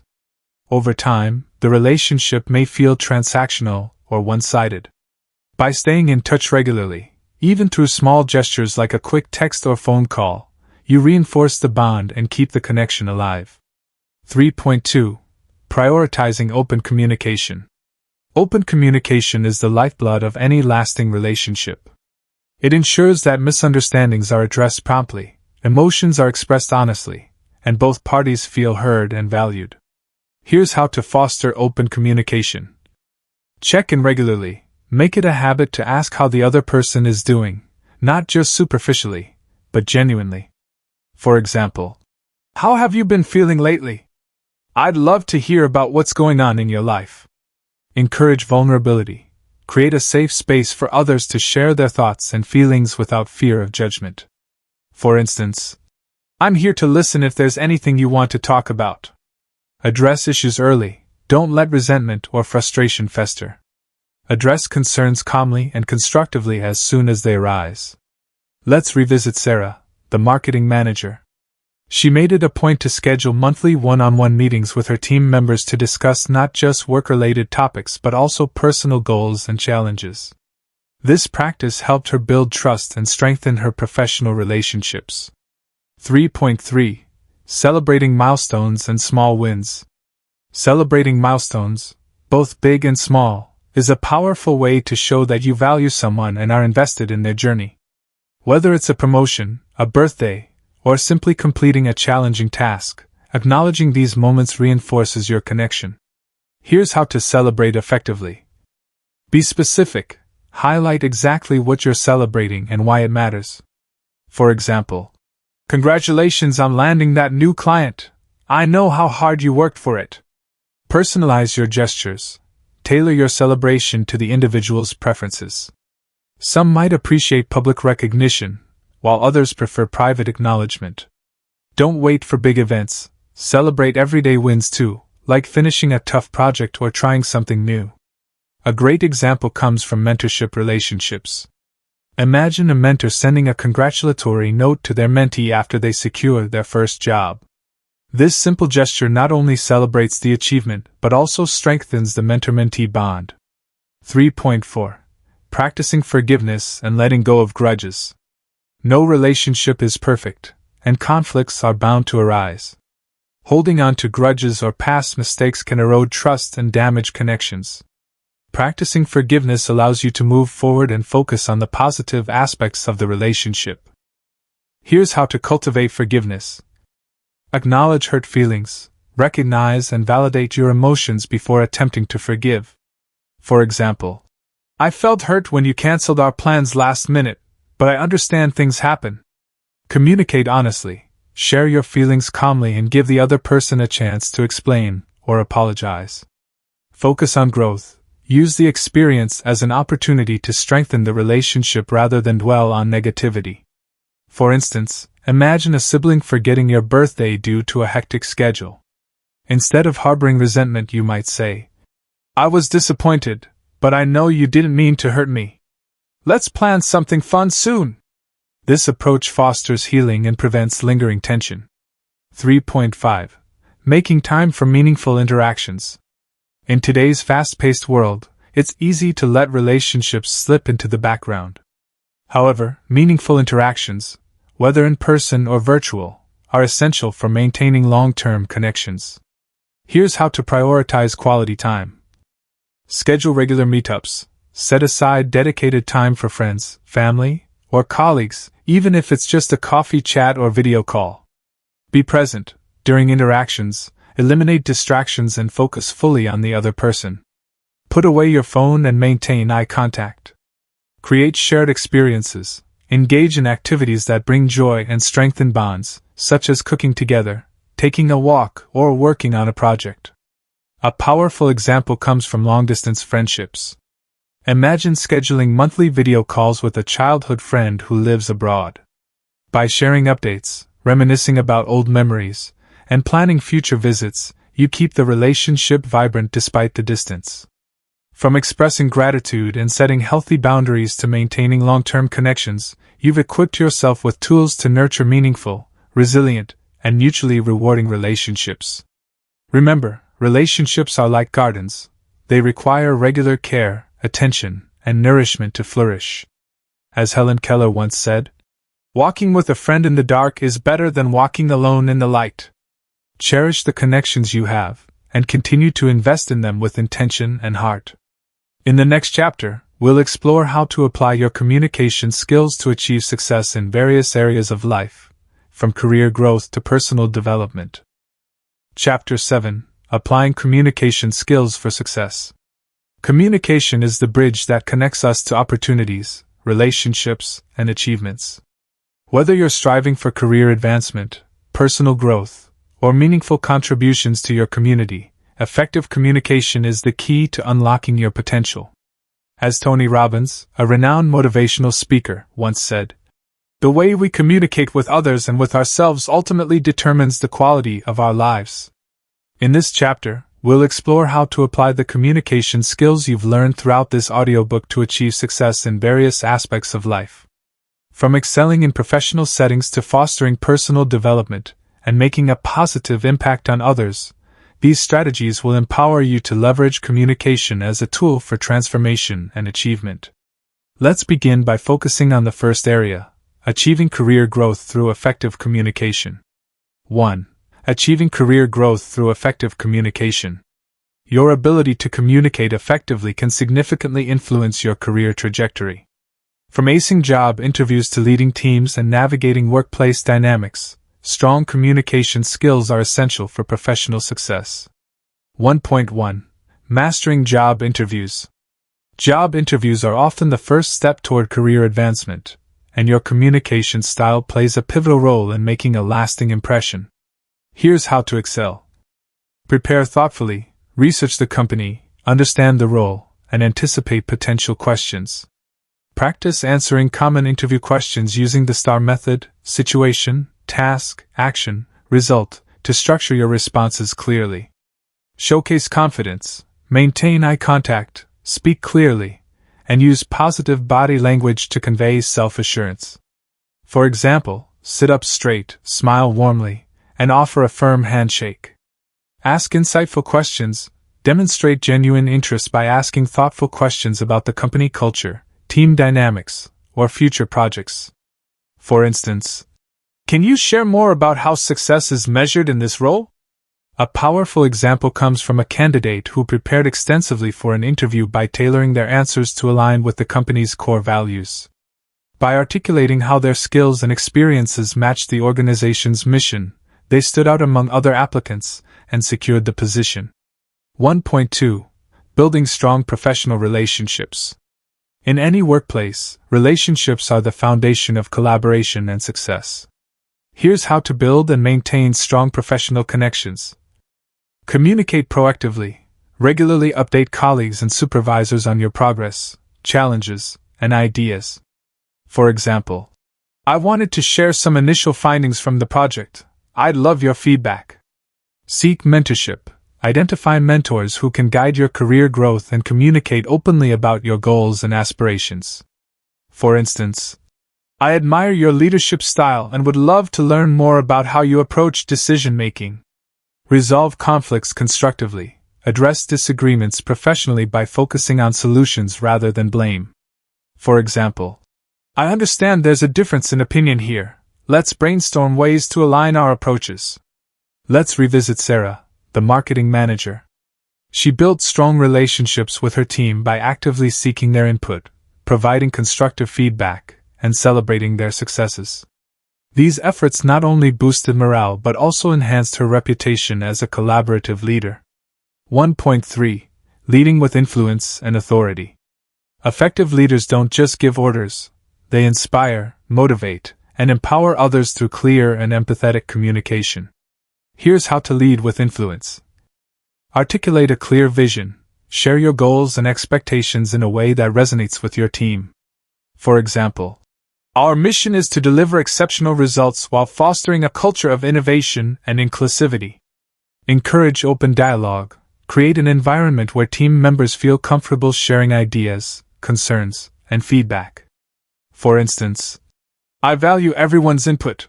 Let's discuss how we can improve our processes. Recognize contributions.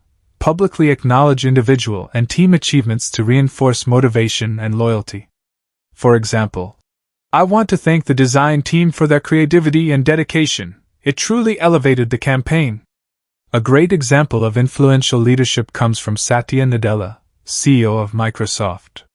Known for his empathetic communication style, he transformed the company's culture by encouraging employees to embrace a growth mindset and collaborate across departments. His ability to articulate a compelling vision and foster open dialogue has been instrumental in driving Microsoft's success. 1.4. Navigating workplace challenges. Every workplace presents unique challenges, from tight deadlines to interpersonal conflicts. Here's how to navigate them effectively. Stay solution-oriented. Focus on actionable steps rather than dwelling on problems. For example, let's identify the root cause of the delay and work together to get back on track. Adapt your style. Tailor your communication approach based on the situation and audience. For instance, use assertive yet diplomatic language when addressing sensitive issues with senior management. Leverage nonverbal cues. Use confident body language, maintain eye contact, and modulate your tone to convey authority and empathy. For instance, imagine a project manager facing resistance from their team about a new initiative. By listening to their concerns, explaining the rationale behind the change, and involving them in the decision-making process, the manager successfully gained buy-in and ensured smooth implementation. Achieving career growth requires more than technical expertise. It demands strong communication skills that enable you to connect, collaborate, and lead effectively. By mastering job interviews, building professional relationships, leading with influence, and navigating workplace challenges, you'll position yourself for long-term success. 2. Personal development through communication. Communication isn't just about connecting with others. It's also a powerful tool for self-discovery and personal growth. By improving how you communicate with yourself and the world around you, you can unlock your full potential, cultivate resilience, and achieve greater fulfillment in life. As Jim Rohn, a renowned motivational speaker, once said, "Take advantage of every opportunity to practice your communication skills so that when important occasions arise, you will have the gift, the style, and the sharpness to influence other people." Let's explore how to harness the power of communication for personal development. 2.1. Building self-confidence through positive self-talk. The way you talk to yourself shapes your mindset, emotions, and actions. Negative self-talk, such as, "I'm not good enough," or "I'll never succeed," can undermine your confidence and hold you back from achieving your goals.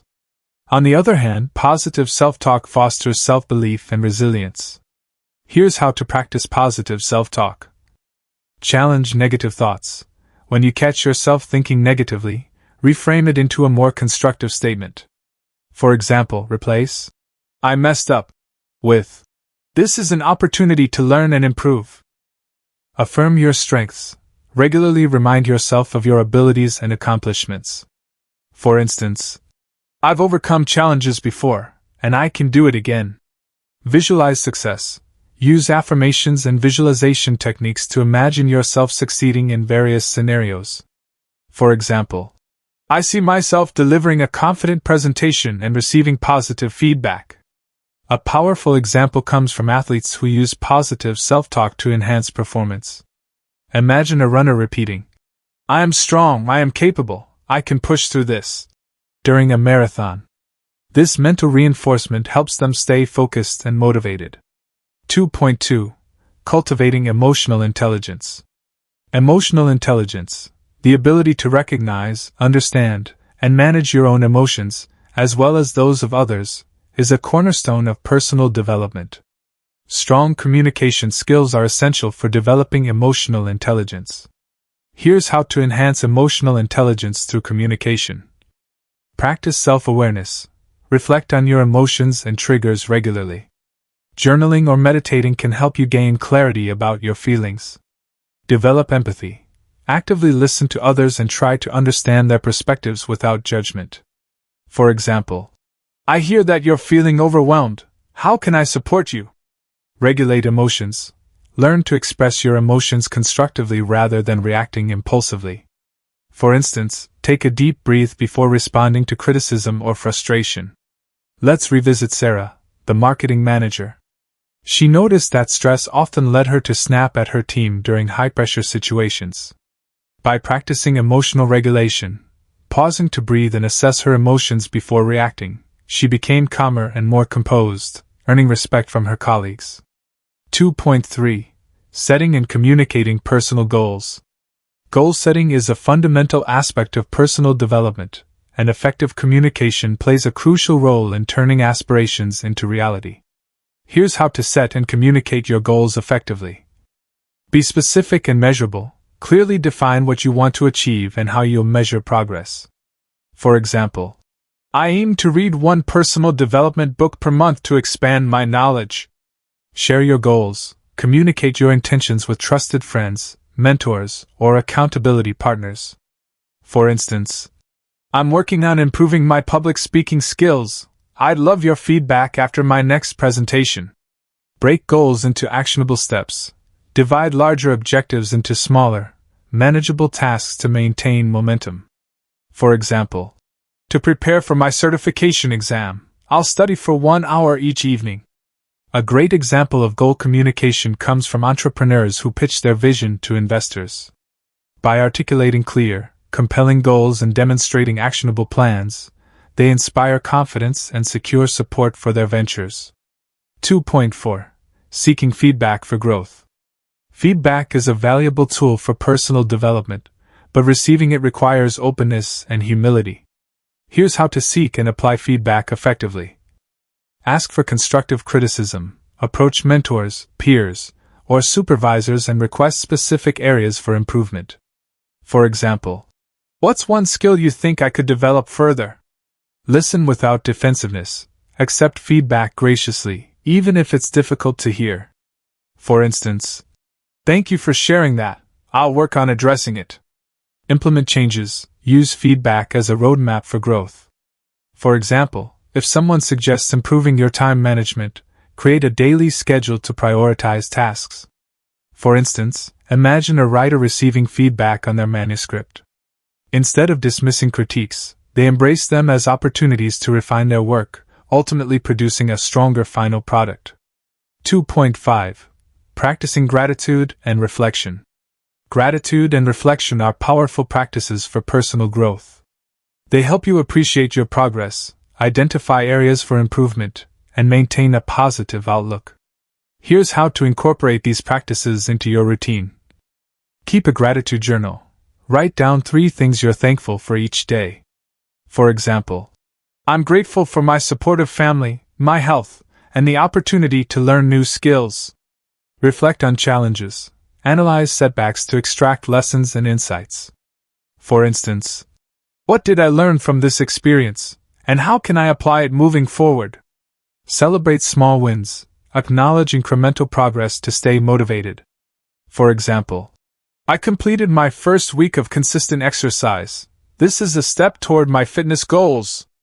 By integrating gratitude and reflection into your daily life, you'll cultivate a mindset of continuous improvement and resilience. Personal development is a lifelong journey, and communication is the key to unlocking your potential along the way. By building self-confidence, cultivating emotional intelligence, setting clear goals, seeking feedback, and practicing gratitude, you'll empower yourself to grow, adapt, and thrive in all aspects of life. 3. Making a positive impact on others. One of the most rewarding aspects of effective communication is its ability to inspire, uplift, and transform the lives of others. Whether you're mentoring someone, leading a team, or simply offering support to a friend, your words and actions have the power to create meaningful change. As Maya Angelou wisely said, "Do the best you can until you know better. Then when you know better, do better." By using your communication skills to make a positive impact, you not only help others grow but also leave a lasting legacy of kindness, empathy, and collaboration. Let's explore how to achieve this. 3.1. Inspiring through storytelling. Stories are one of the most powerful tools for inspiring others. They engage emotions, spark imagination, and make complex ideas relatable. By sharing personal experiences, lessons learned, or moments of triumph, you can motivate others to pursue their dreams and overcome challenges. Here's how to use storytelling effectively. Be authentic. Share real stories that reflect your values and experiences. Authenticity builds trust and resonates deeply with listeners. Focus on emotions. Highlight the emotional journey, how you felt during setbacks, what drove you to persevere, and the joy of achieving success. Include a call to action. End your story with a clear takeaway or challenge.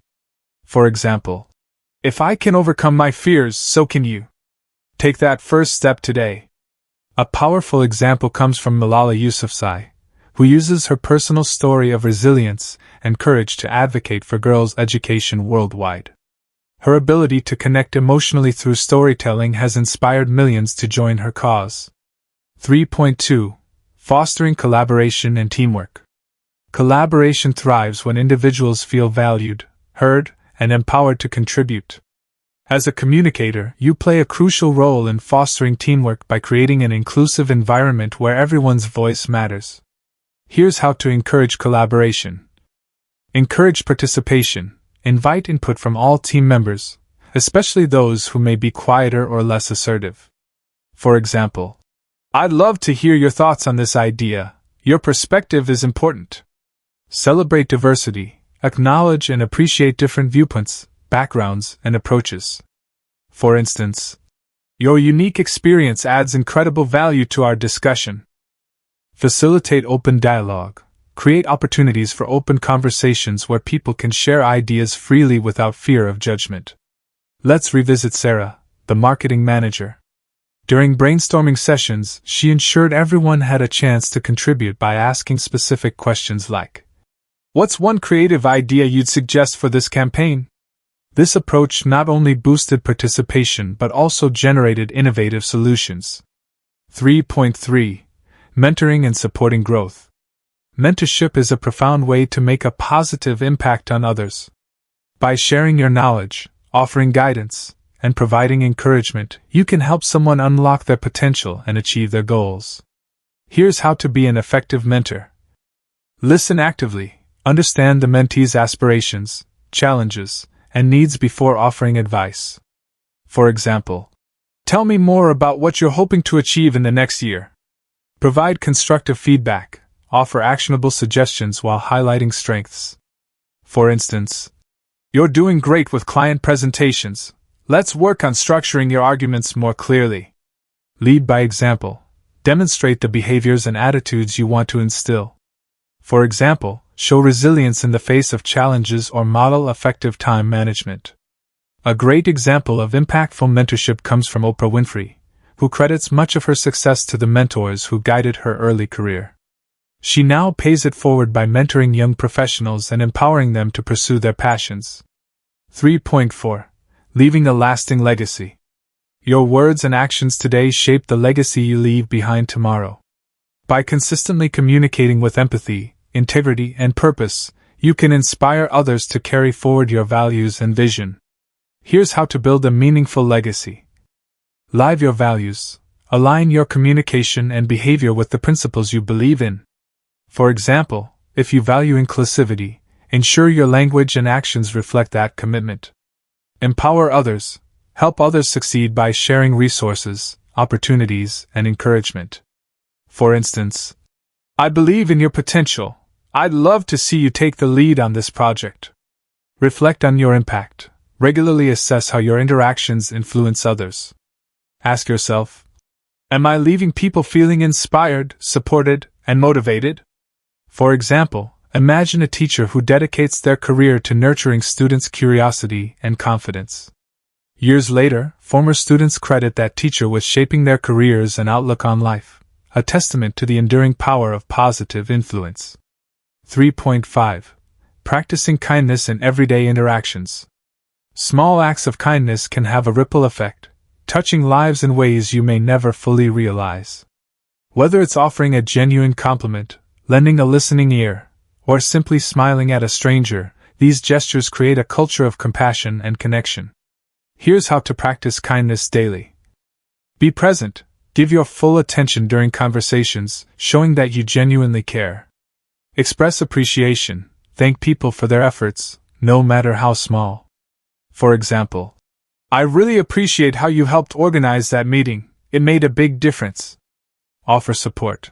Look for opportunities to assist others, whether it's helping a colleague meet a deadline or supporting a friend going through a tough time. A powerful example comes from everyday heroes, people who perform random acts of kindness, such as paying for someone's coffee or volunteering in their community. These simple actions remind us of the goodness in humanity and inspire others to pay it forward. Congratulations, you've now unlocked the full potential of communication as a tool for success, growth, and impact. From achieving career milestones and fostering personal development to making a positive difference in the lives of others, you've equipped yourself with strategies to thrive in every area of life. Remember, communication is not just about what you say, it's about how you make people feel. As John C. Maxwell once said, "People may hear your words, but they feel your attitude." Let your words and actions reflect kindness, empathy, and purpose, and you'll leave a legacy that inspires generations to come. Congratulations on completing this transformative journey through the art of communication. From understanding yourself and your audience to mastering verbal and nonverbal cues, resolving conflicts, building stronger relationships, and applying your skills for success, you've taken monumental steps toward becoming a master communicator. As we bring this audiobook to a close, let's take a moment to reflect on the key lessons that will guide you moving forward. Self-awareness is the foundation. Knowing who you are, how you communicate, and what you want to achieve empowers you to connect authentically with others. Empathy builds bridges. By truly listening, understanding perspectives, and valuing emotions, you create trust and deepen relationships. Words have power. What you say, and how you say it, can inspire, heal, or transform. Choose your words wisely, for they leave lasting impressions. Growth is lifelong. Communication is not a skill you perfect overnight. It's an ongoing practice that evolves as you do. Stay curious, stay open, and keep learning. Remember, every interaction is an opportunity to make a difference. Whether it's a heartfelt conversation with a loved one, a persuasive presentation at work, or a simple act of kindness toward a stranger, your ability to communicate shapes the world around you. As you step into the next chapter of your life, I encourage you to be intentional. Approach every conversation with purpose and presence. Celebrate progress. Acknowledge how far you've come and embrace the growth yet to come. Pay it forward.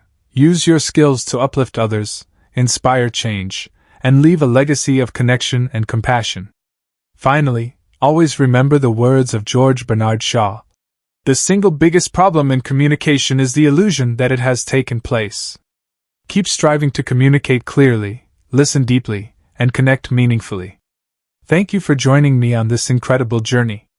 May these insights serve as a compass as you navigate the complexities of human interaction and unlock the limitless potential within you. Don't forget to subscribe to our channel to stay updated with more transformative content like this. If you find this audiobook helpful, please it with friends, family, or anyone who might benefit from mastering the art of communication. Your support means the world to us. We'd also love to hear from you. Leave a comment, share your thoughts, or rate this audiobook.